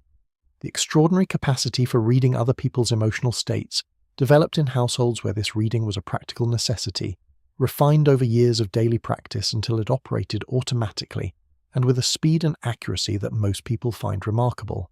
This is real. The self-sufficiency, the capacity to manage independently, to not need help in ways that draw attention, to figure things out without assistance because in the household of origin, needing was a liability. This is real. The performance of stability, the ability to walk into a room and appear fine regardless of what is happening internally. This is real. These competencies are genuinely useful in many contexts, and they are also, in intimate relationships, sometimes the thing that stands between the person and the intimacy they actually want. The capacity to read other people's emotions developed in a household where that reading was survival is not the same as the capacity for genuine emotional intimacy with a trusted partner. The self-sufficiency learned in the empty house is not the same as the secure independence of someone who knows they can ask for help and receive it. The performance of stability is not the same as actually being stable, and maintaining the performance through an intimate relationship eventually becomes either exhausting or dishonest or both.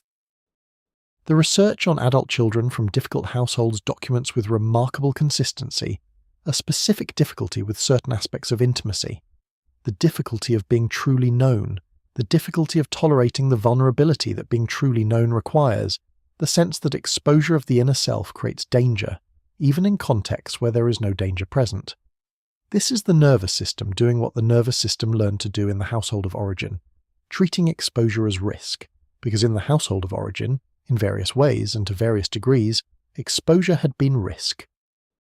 The repetition patterns documented in the research are among the most sobering findings. People who grew up in households where certain dynamics were normalized tend to recreate those dynamics in their adult lives, not because they want to, not because they don't know better in the conscious and verbal sense of knowing, but because familiarity is its own kind of safety, and the nervous system tends to seek what it knows even when what it knows contains suffering. The daughter of an alcoholic who marries a man with a drinking problem is not making a failure of judgment in the simple sense.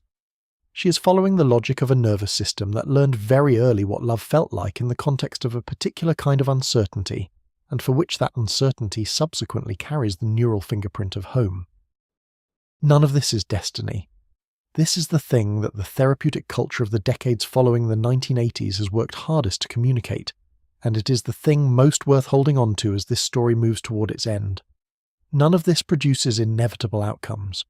The human capacity for change and growth is real and extraordinary, and has been documented in the research with the same consistency that the difficulties have been documented.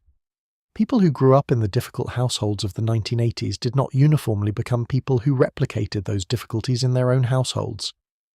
Many of them, through therapy and through conscious effort and through the luck of finding relationships and communities that supported growth, made genuinely different choices, broke genuinely different patterns, built genuinely different households. The therapy generation. This is a label that has been applied to the adults who came of age in the 1980s and 1990s, and began, in significant numbers, to seek therapeutic help as a specific cultural practice. They were not the first generation to have access to psychological services, but they were among the first to have widespread cultural permission to seek them, to encounter a therapeutic culture that had become visible and available enough to be accessible to people who were not in acute crisis, who were simply trying to understand why certain things were harder for them than they seemed to be for other people. The self-help literature of the late 1980s was doing a democratized version of the therapeutic witnessing for people who had not yet found or could not afford the therapy room. The books that were becoming bestsellers in this period were addressing, in plain language, the experiences that millions of people recognized from their own families. Janet Voititz's work on adult children of alcoholics, which had been published in 1983, was reaching an enormous audience. Melody Beattie's Codependent No More, published in 1986, brought the codependency framework to the mainstream. John Bradshaw's work on the family and the inner child was appearing on public television as well as in bookstores. These books were not perfect, and the frameworks they offered had genuine limitations that would be identified and addressed in subsequent decades. But they were doing something that almost nothing else in the culture was doing. They were giving language to experiences that had been lived without language. And they were saying to the people who recognized themselves in the descriptions, "You are not alone, and what you went through was real, and the ways you adapted to it make sense." The Adult Children of Alcoholics movement, and the broader family systems work that developed alongside it in this period, was articulating something that would prove to be deeply true, that the patterns of the family of origin do not simply end when the child leaves the household. They travel. They express themselves in new contexts and new relationships, in ways that the person carrying them may not recognize as connected to their origins. The adult who is inexplicably drawn to relationships that reproduce the dynamics of the difficult household is not making a conscious choice. She is following a map that was drawn in childhood, in a household that she left decades ago, by a nervous system that was doing its best to survive the conditions it was given. The making conscious of that map is the work. The therapy room is the place where the map is often first made visible. The support group is sometimes the place where it is confirmed as real, in the recognition that other people are carrying a map that looks very similar.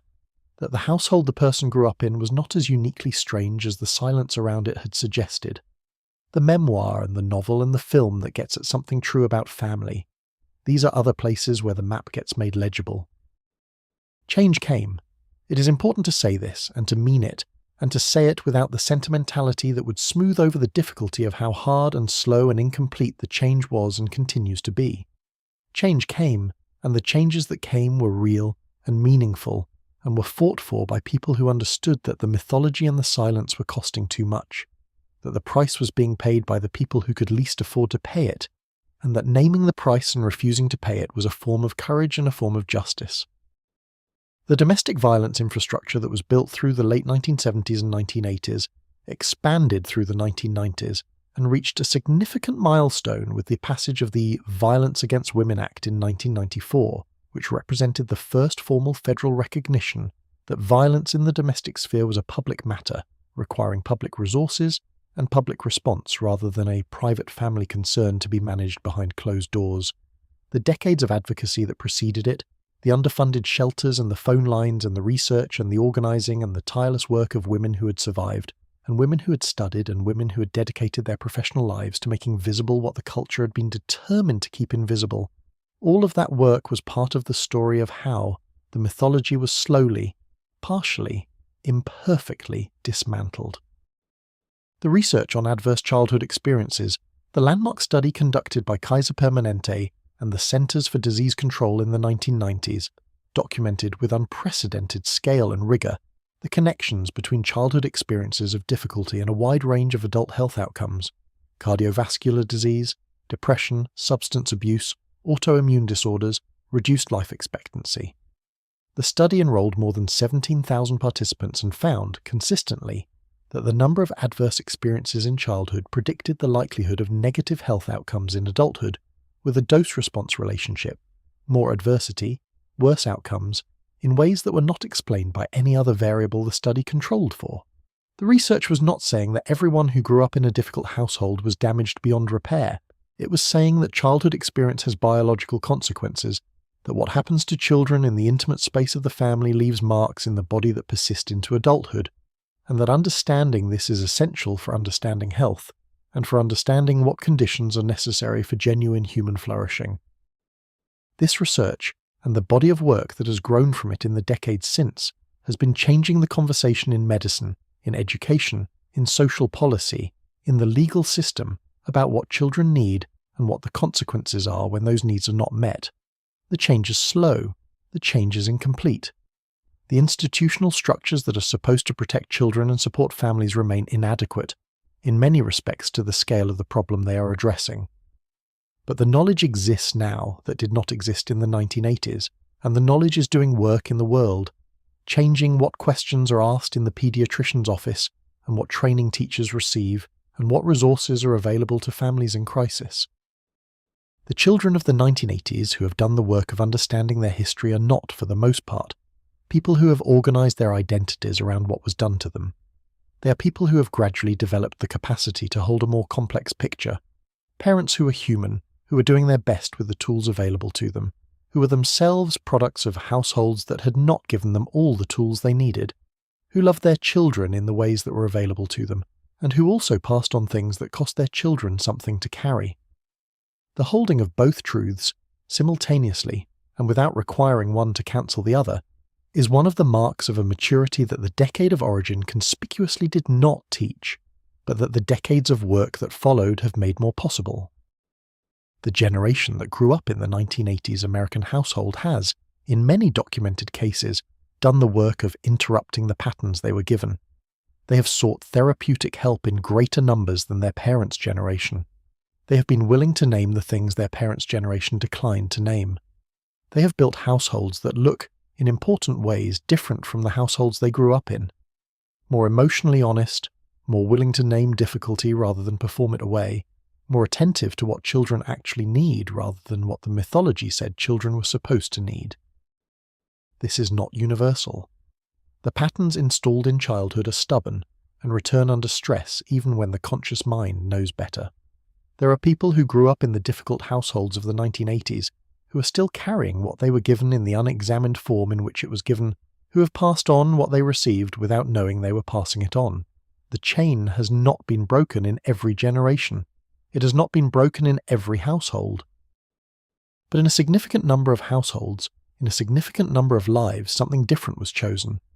The work of seeing clearly was done. The pattern was recognized and then, with whatever help was available, interrupted. The child who had been given something harmful grew into the adult who put it down, and gave the children in her own household something that was less harmful, and more honest, and more genuinely loving, even if imperfect in the ways that love expressed by human beings is always imperfect. That is not a small thing. In the long story of how human beings have managed to do better by each other across generations, it is not a small thing at all. It is perhaps the most important thing. It is the thing that makes the whole difficult story worth telling, not the harm, not the silence, not the performance and the mythology and the accumulated cost, but the possibility, demonstrated in the lives of millions of ordinary people who did the work, that the chain can be broken, that what was given does not have to be what is passed on, that the household of the present is not required to be the household of the past. That possibility, that genuine human possibility, is what remains when the decade has been examined, and the rooms have been walked, and the silence has been named. It is what remains when you have looked clearly at what was, and it is what points toward what can be. The world of the 1980s American suburb had a geography that went beyond the houses themselves, a physical and social landscape that shaped the daily experience of everyone who moved through it in ways that the mythology rarely acknowledged, and that the adults who built it rarely examined. The suburb was not simply a collection of houses, it was a designed environment, and like all designed environments, it encoded specific assumptions about how people would live, what they would need, what kinds of contact they would have with each other, and what kinds of contact were to be avoided. The physical design of the suburb ensured, first and most fundamentally, that you needed a car for almost every necessary function of daily life. The grocery store was 1.5 miles away, the school was 2 miles away. The paediatrician's office was in the medical park on the other side of the highway. The nearest neighbour of any kind who was not on your street or the street behind it was a walk of 15 minutes that passed along roads without sidewalks, along the edge of a 4-lane arterial that nobody had designed for pedestrians because nobody had imagined that anyone would want to walk. The suburb was built for the car, and the car was a container of isolation even when it was full of people, a bubble of private space that prevented the kind of casual, unplanned, street-level contact that was the ordinary texture of social life in denser environments. This isolation was both physical and social. The mother who was home during the day with young children in the 1980s suburb was home in a way that was more isolating than the domestic sphere had ever been before, because the domestic sphere of the suburb had been physically designed to minimize the unplanned encounters that had historically provided women with social contact. The front porch, which had been the social interface of the earlier American house, the place where you could see and be seen, exchange a few words with a passing neighbour, absorb the texture of the street's daily life without going anywhere, had been replaced by the backyard deck, which was private and fenced and oriented away from the street. The kitchen window looked out onto the backyard. The living room window had closed blinds. The suburb had turned inward, away from the street, and in doing so had turned the woman who was in it during the day inward too. The isolation of the suburban domestic sphere in the 1980s was more acute than it had been in the 1950s and 1960s suburbs, for a reason that is worth examining. In the earlier decades of the suburb, the neighbourhood had a daytime social world composed primarily of women, the women who were home with children, who could be found in each other's kitchens or backyards, who formed the connective tissue of the neighbourhood's daily life through the regular informal contact of shared domestic existence. By the 1980s, a significant number of these women were now at work. The neighbour who had previously been available for the coffee, that was really a lifeline of social contact, was now at an office. The stay-at-home mother of the 1980s was more isolated than her predecessor, because the neighbourhood's daytime social world had thinned around her, even as the cultural expectation that she be fine and managing continued unchanged. The women who were at work were isolated in a different way, isolated from their children during the hours they were away, isolated from the domestic sphere they were still responsible for managing, isolated from the kind of sustained, intimate social contact that work in an office does not always provide, particularly for women who were navigating workplaces that had been designed by and for men, and that had not yet developed the practices and norms that acknowledged what women's presence in those workplaces required. The children of the suburb were isolated from each other in ways that previous generations of children had not been isolated, because the physical design of the suburb did not facilitate the kind of unplanned, informal neighbourhood play that had characterised childhood in denser, more walkable environments. Children in the 1980s suburb did not simply go outside and find each other. They had to be driven to each other, their social lives managed and scheduled and transported by parents who were already managing too many schedules. The playdate, which became a fixture of middle-class suburban childhood in the 1980s, was a planned, adult-mediated, time-limited social encounter that was a different thing entirely from the unstructured, self-organising, long-afternoon social world of children in previous generations. The children who could manage the logistics were in activities, soccer leagues and swim teams and piano lessons and the church youth group and whatever else the schedule could accommodate.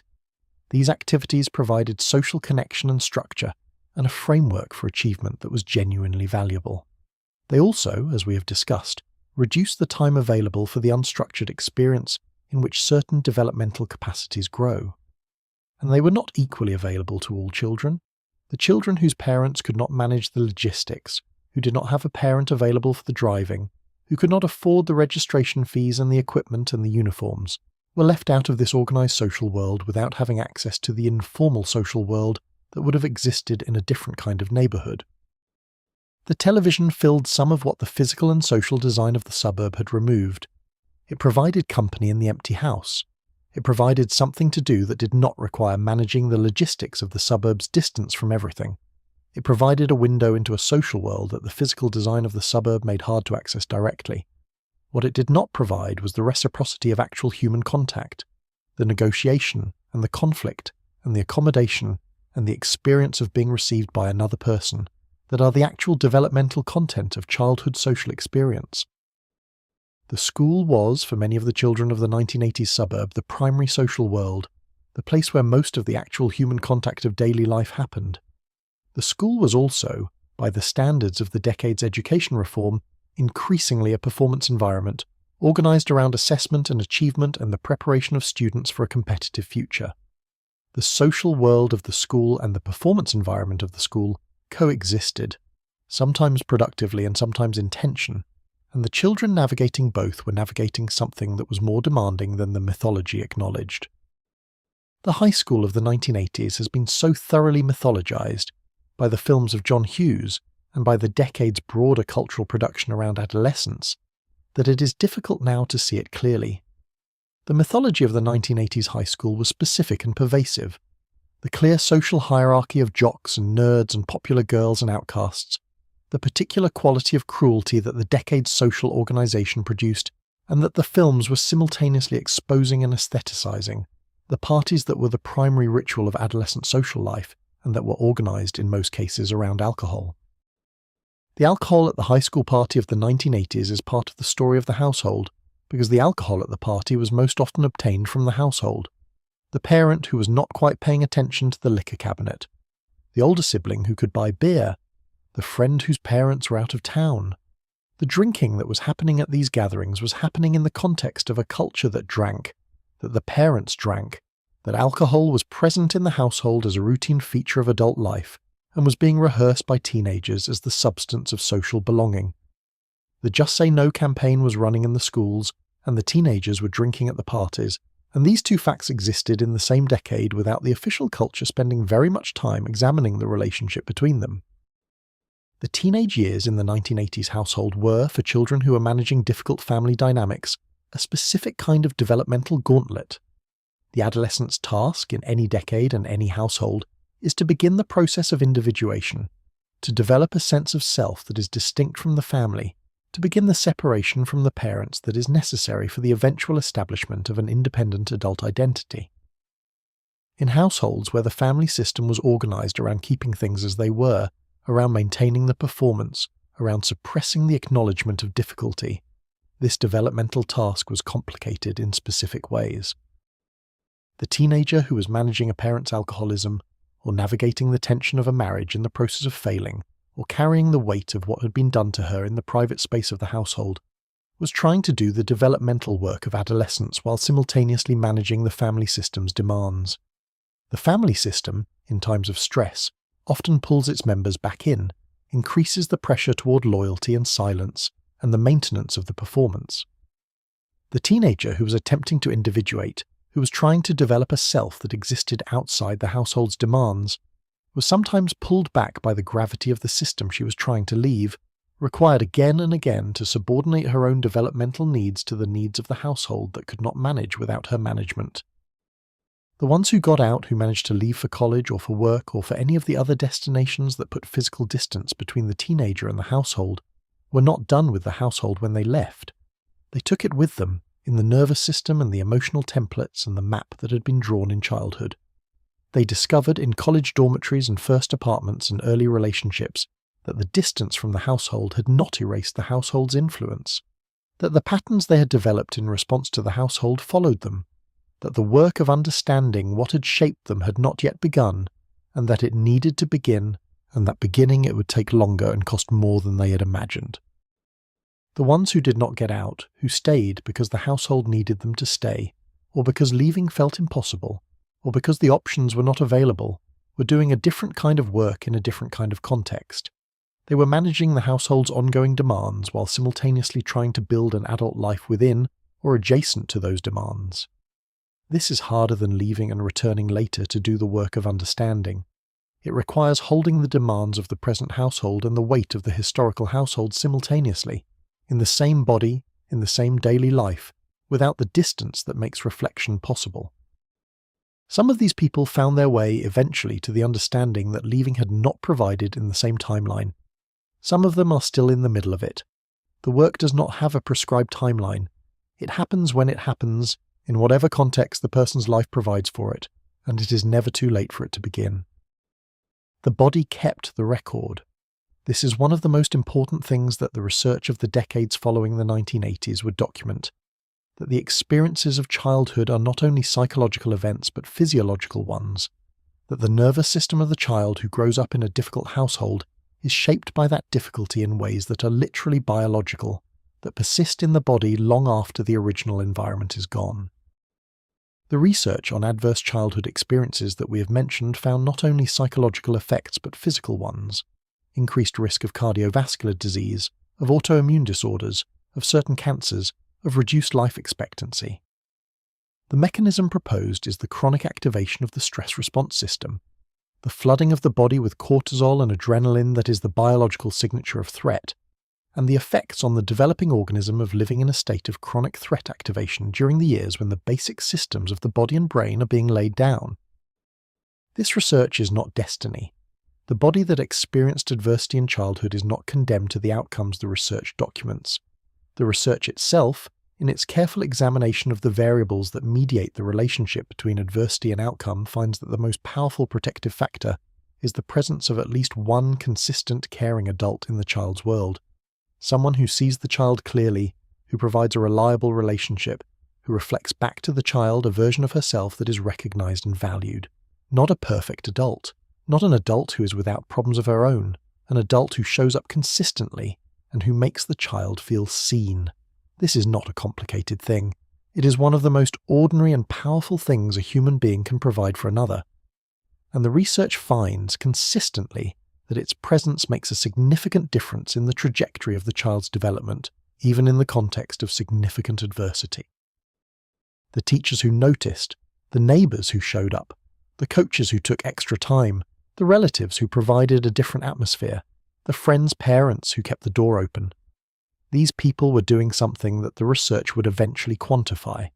They were providing the minimum necessary protective factor, the presence of one person who saw the child clearly, and that presence was changing trajectories in ways that were invisible in the moment and visible only in the long arc of a life. The brain science that developed in the decades following the 1980s expanded the understanding of childhood adversity's effects in ways that were simultaneously sobering and, in certain respects, hopeful. The brain, particularly the developing brain of the child and adolescent, is far more plastic than earlier science had understood. It is shaped by experience in ways that are profound and lasting. It is also capable of change and growth and reorganization throughout the lifespan, though with decreasing ease as the person ages. The concept of neuroplasticity, which became central to the neuroscience of the 1990s and 2000s, provided a scientific basis for the hope that the therapeutic culture had been offering on less certain grounds, that the patterns installed in childhood can be modified, that the nervous system's learned responses can be updated, that the person who grew up in the difficult household is not sentenced to the emotional template the household produced. This is not a claim that change is easy. Neuroplasticity is not magic. The patterns installed in childhood by repeated experience are deeply embedded, and they return under stress with a persistence that can feel like defeat. The work of change is genuine work, slow and effortful, and requiring conditions of safety and support and time that are not equally available to everyone. But the work is possible, and knowing that it is possible, having the science to confirm what the therapeutic culture had been observing in practice, is itself a form of knowledge that the 1980s household did not have available, and that the households that followed it have had the benefit of. The household that the children of the 1980s have been building in the decades since they left the households they grew up in is not the mythology's household. It is something more complicated and more honest, and in many of its instances more genuinely loving than the mythology was equipped to describe. It is the household of people who have done the work of understanding where they came from, and have chosen, in whatever ways their knowledge and their courage and their available resources allow, to do something different. Not perfect, not without the failures and the imperfections and the moments of reverting to the template that the body still knows, under stress, even when the mind knows better, but different. And the difference matters. The decade of the 1980s is receding now into history's distance, which means it is gaining the kind of clarity that distance provides. We can see it now in ways that were not possible from inside it, can see the forces it was managing, and the costs it was incurring, and the things it was unable to acknowledge, and the price that was paid by the people who were inside the mythology, rather than producing it. We can see, now, what the decade could not see about itself. And the seeing, which is always retrospective and always imperfect and always in the process of becoming more complete, is the thing that history is for. The children of the 1980s household are, in a very real sense, still doing the work of seeing the decade clearly. They are the primary witnesses to its interior life. They are the ones who know, from the inside and in the body, and in the long aftermath of their own histories, what it was actually like to grow up inside the mythology.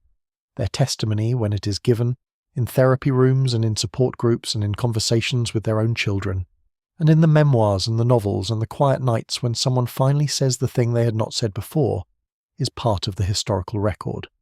Not the official record, the other one, the one that the mythology was organized to prevent from being written. That record is being written. It has been being written, quietly and without fanfare, in the decade since the decade ended. It is written in lives that chose differently, in households that were built on different foundations, in conversations that the previous generation could not have, in the willingness to name what the mythology had declined to name, to look at what the mythology had declined to look at, to treat the interior life of the ordinary household as a matter of historical importance, which it is, which it always was, which the official histories of the decade have almost entirely failed to acknowledge. We are that record, each of us who carries the household of origin inside us, and has done any work of understanding what we carry is that record. Each of us who has interrupted a pattern, who has given something different to the children in our care, who has said the thing in our own household that was not said in the household we grew up in, is contributing to a different kind of history. Not the history of events and leaders and economic trends, but the history of how human beings learned, slowly and imperfectly and with great effort, to do better by each other in the intimate space where most of life is actually lived. That space matters more than the official histories acknowledge. The dinner table mattered more than the press conference. The bedroom at the end of the hall mattered more than the Oval Office. The conversation that finally happened at 2 a.m. between a parent and a child who was no longer a child mattered more than any speech that was ever given on a stage. This is not an argument against public life or public history. It is an argument for the equal importance of private life and private history, for the recognition that what happens inside the ordinary house, on the ordinary street, is not separate from the official story, but is, in the most fundamental sense, the ground on which the official story is built. The 1980s knew this at some level. The decade's insistence on the importance of family, its investment in the mythology of the strong family as the foundation of the strong nation, was not wrong about the importance. It was wrong about what strength actually required, what conditions were necessary to produce it, and who was paying the cost of maintaining the performance of it. The correction of that wrongness, which has been the slow work of the decades since, has not yet been completed. It may never be fully completed, but it is work worth doing, and it is being done by ordinary people in ordinary households without recognition and without fanfare every day. The mental illness dimension of this story has not been fully told, and it deserves more space than it has been given, because mental illness in the 1980s household was one of the most consequential and least examined forces shaping the interior life of a significant number of families. Depression was present in the 1980s household in ways that the decade was substantially unprepared to address. Not the dramatic, acute, crisis-level depression that brings a person to a hospital or a physician, though that was present too. The functional depression that kept going, that got up in the morning and made the breakfast and went to work and attended the school events and maintained the calendar, and was, by all external measures, doing what needed to be done while something essential had gone flat inside. The person experiencing this kind of depression in the 1980s household rarely had language for it that distinguished it from tiredness or stress, or just the way things were. The clinical category of depression was available, but the cultural permission to apply it to oneself, particularly in the context of a life that looked like it was going well, was limited. The connection between the domestic isolation of the suburban household and depression in the women who inhabited it was being made in academic research through the 1980s, building on the feminist analyses of the previous decade that had drawn explicit connections between the conditions of domestic life and women's mental health. The research found consistently that the conditions that produced the highest rates of depression in women were precisely the conditions that the 1980s suburb provided: isolation, limited autonomy, work that was invisible and undervalued, and a cultural context that provided no legitimate space for acknowledging the difficulty of those conditions.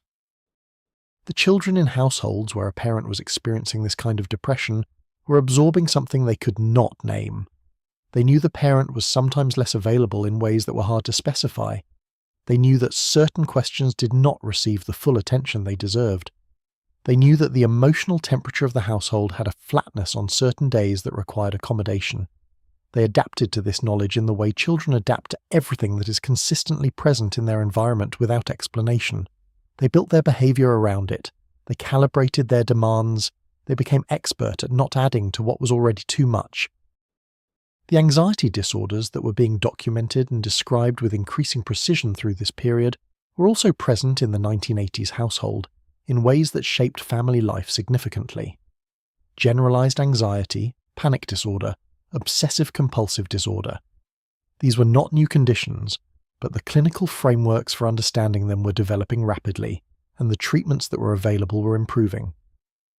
What was not improving at the same rate was the cultural permission to name these conditions within the household, to say that a parent or a child was struggling in ways that required help, without that naming being experienced as a failure of the family to be what the mythology said it should be. Post-traumatic stress disorder received its official recognition in 1980, and the recognition came primarily because of advocacy around the experiences of Vietnam veterans. But PTSD was not only a veteran's condition. Women who had experienced domestic violence, children who had experienced abuse, people who had survived accidents or disasters, or any of the range of experiences that produce lasting disruption to the nervous system's capacity to feel safe. All of these people were carrying something that the new diagnosis described, something that had not had a name before, and that the naming made available for treatment in ways that were genuinely significant. The Vietnam veterans, who were the fathers of 1980s households, were managing, in many cases, experiences from the war that had never been processed in any therapeutic context, that had simply been absorbed into the texture of daily life and expressed themselves in whatever ways the daily life made available. The hypervigilance, the emotional numbing, the intrusive memories, the sleep disruption, the anger that arrived without provocation and receded without explanation. These were the symptoms of an untreated condition, and they were being lived within the household by everyone who shared it, with the man who was carrying them. The children of these veterans were growing up in households shaped by something they could not understand, because nobody around them was understanding it either. The war had been fought. Their father had come home.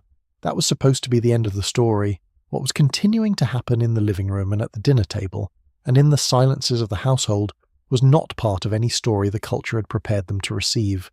And so, they did what children do with the things that are given to them without explanation. They normalized it, built their behavior around it, carried it forward into their own adulthood as part of the water they swam in, part of what normal felt like from the inside. Grief was another room that stayed closed in the 1980s household.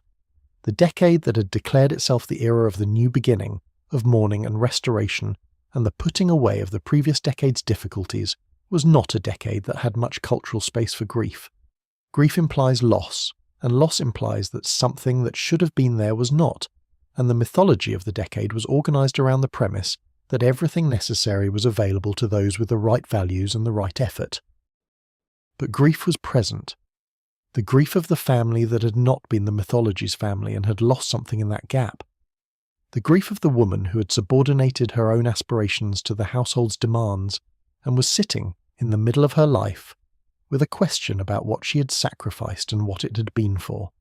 The grief of the father who had not been present in the ways his children had needed him to be, and who understood this, dimly and without language, as a form of failure he could not quite name or address. The grief of the children who had needed something that the household had not been able to provide, who had adapted around the absence, and who were carrying the shape of what had been missing like a space where something should have been and wasn't. This grief had no culturally designated outlet in the 1980s household. The decade was not in the business of grief. It was in the business of looking forward, of restoration, of the renewed confidence that was supposed to have replaced the malaise of the previous decade. The grief went somewhere else, as unexpressed grief always goes somewhere else. Into the body, into the drinking, into the anger that came from nowhere, into the flatness of the person who has processed so many difficult feelings, by not processing them, that processing itself has become unavailable. What the therapeutic culture of the following decades provided, among other things, was a context in which this grief could finally be felt and expressed. The therapy room was often the first place in which a person who had grown up in the 1980s household sat with the grief of what had been missing, and allowed it to be present without needing to be immediately resolved or managed or explained away.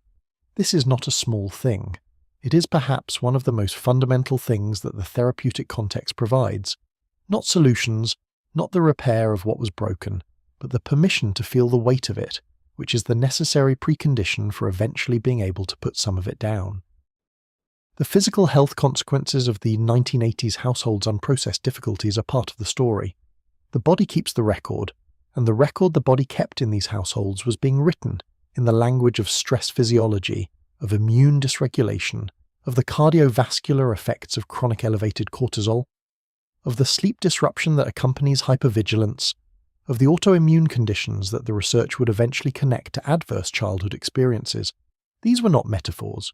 They were biological facts, written into the cells and the organs of the people who had grown up in the difficult households of the decade, expressing themselves in the health outcomes of the adults those people became.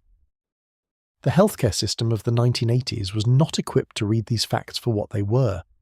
Physicians were not trained to ask about childhood experience when they were treating a middle-aged patient for hypertension, or an autoimmune disorder, or chronic depression.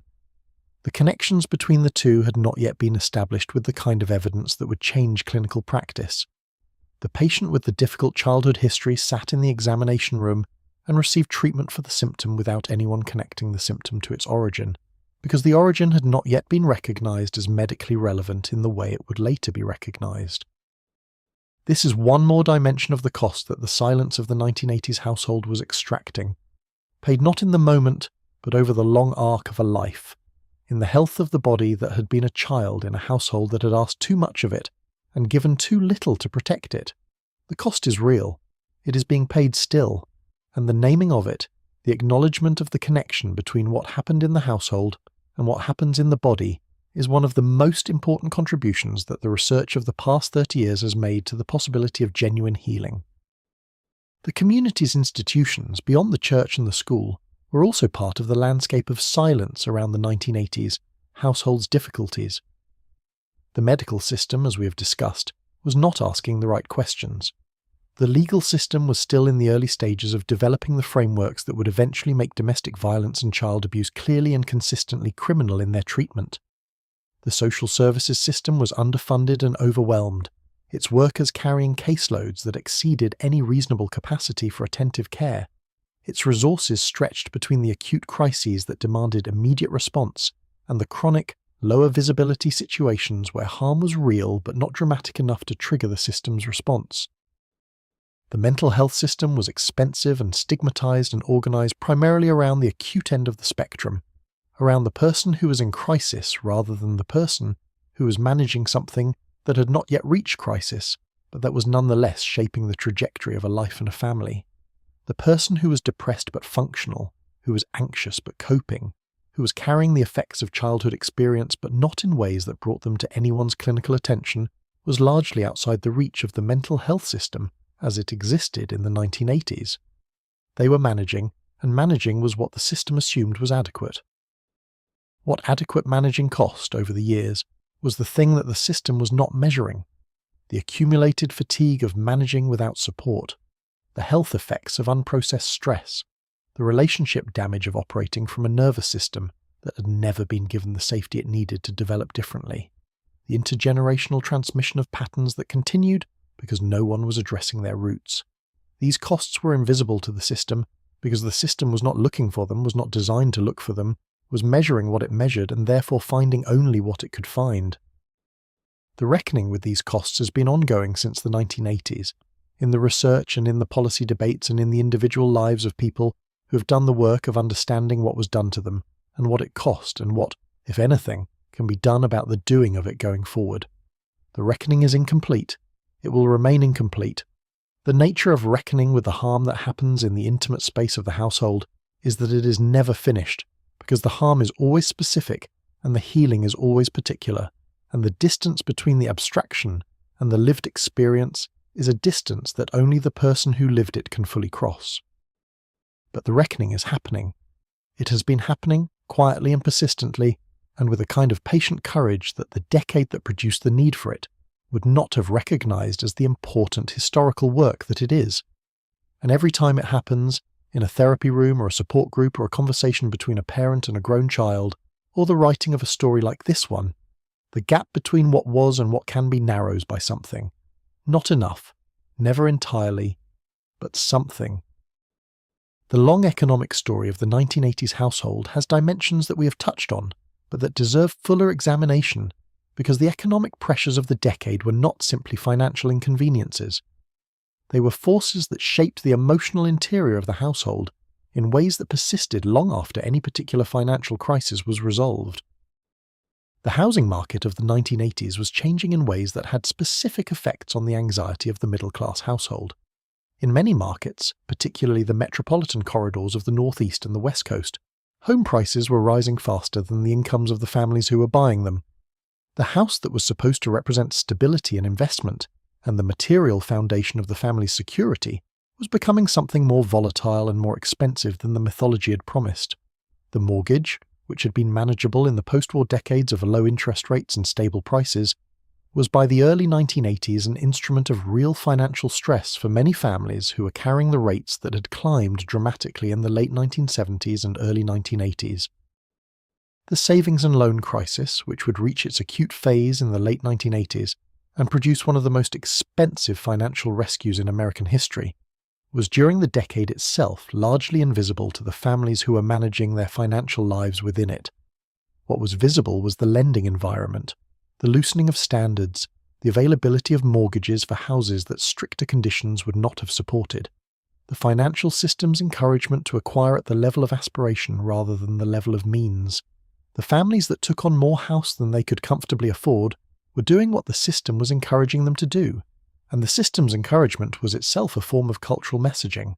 The right life requires the right house, and the right house is available to those who want it badly enough to stretch for it.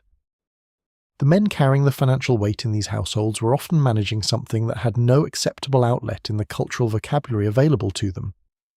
The identity of the 1980s American middle-class man was, as we have explored at other moments in this story, profoundly organised around the capacity to provide. A man who was providing was a man who was succeeding. A man whose income was being eroded by the gap between the life the mythology required and the wages the economy was actually providing was experiencing something that hit very close to the centre of his identity. This experience had no acceptable outlet. The masculine template that the decade celebrated did not include the acknowledgement of financial fear.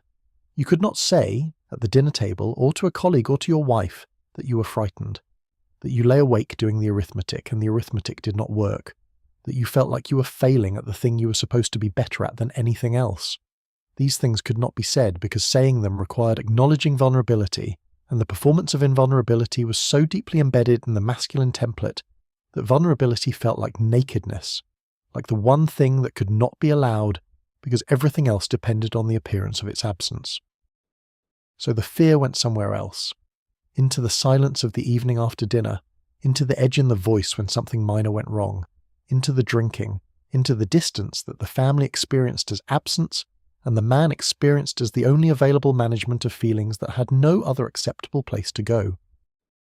The women in these households were doing economic management in ways that were largely invisible even within the household. The grocery budget recalculated every week, the clothing purchases delayed, the small economies that accumulated over a month into the difference between staying solvent and not staying solvent, and that were invisible to everyone except the person making them, because making them visible would require acknowledging what they represented, that the family was managing closer to the edge than the mythology allowed it to appear to be managing. The children who grew up in households managing this financial stress without naming it were developing a specific relationship to the gap between appearance and reality, to the performance of an adequacy that did not entirely correspond to the facts. They were learning, before they had words for the learning, that the world you showed and the world you lived in were different things, and that maintaining the difference was a kind of work that nobody acknowledged and everybody required.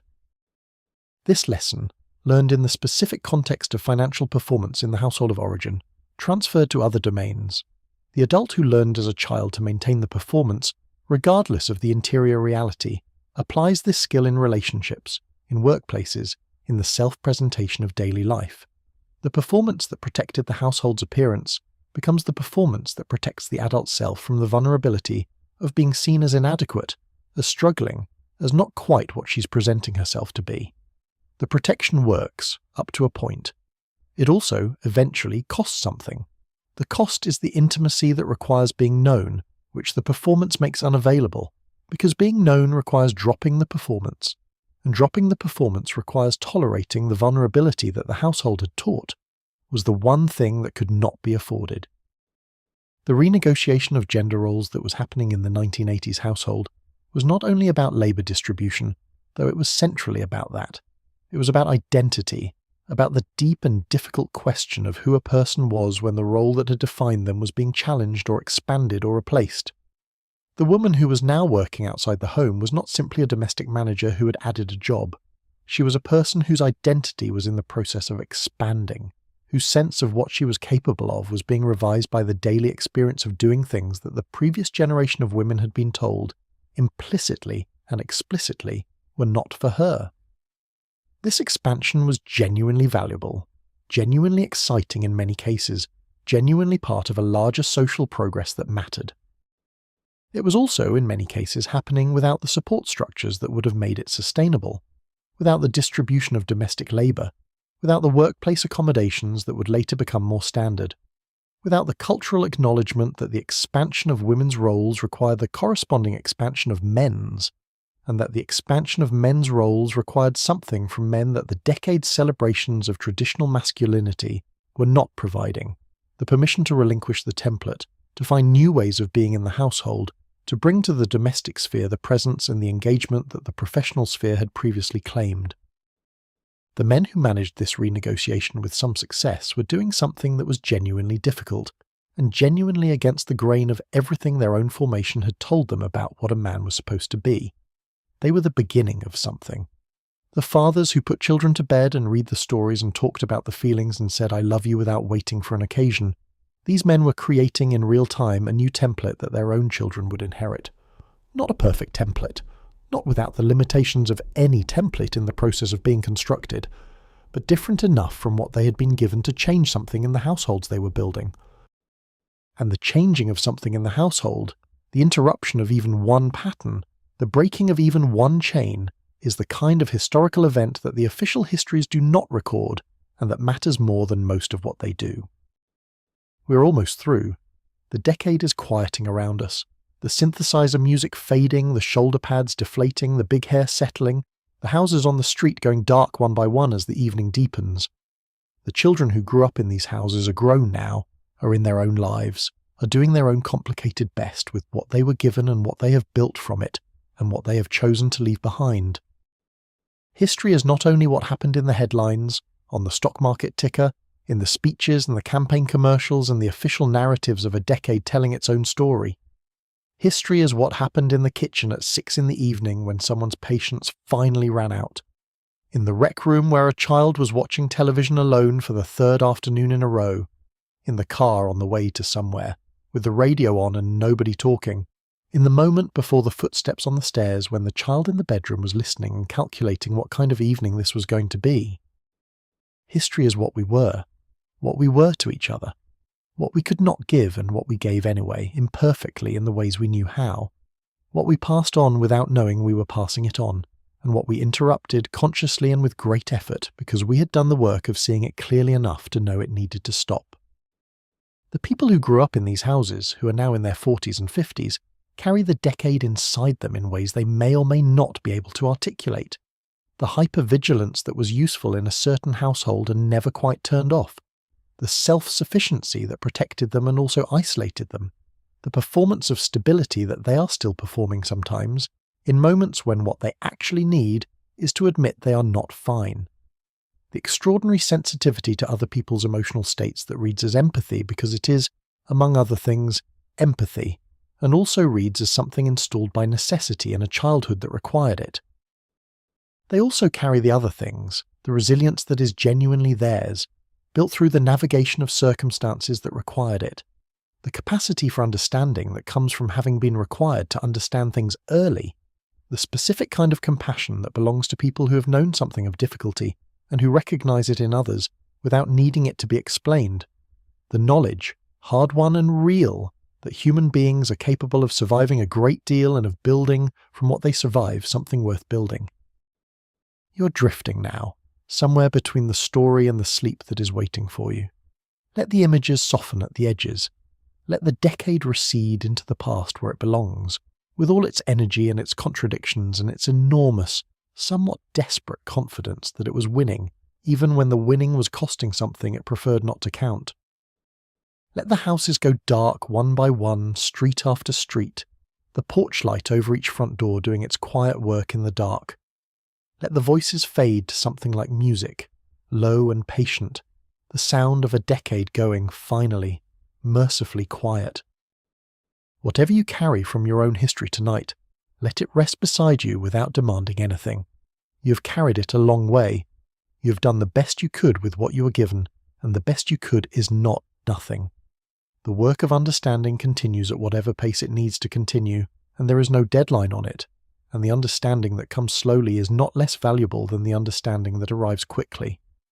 It is yours whenever you are ready for it.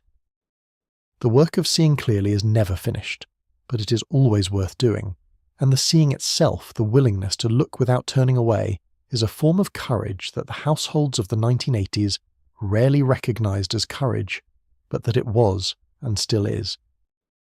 Rest now. The decade is over. The houses are quiet. The children who grew up in them have become the people they have become, are still becoming, will continue to become in all the time that remains to them. That becoming is not finished. It is ongoing, and its direction, unlike so much of what this story has examined, is a choice. Sleep well. Thank you so much for watching. If you would like to see more videos like this, please consider leaving a like and subscribing to the channel, as it really helps us continue making more content. Anyways, see you in the next one. And before you go, we want to hear from you. Growing up in the 1980s, or hearing stories from people who did, what aspect of family life in that decade surprises you most? What do you think changed most significantly between that generation of parents and the one that followed? Leave your thoughts in the comments below. The conversation this story is part of is still very much ongoing, and your voice is part of it.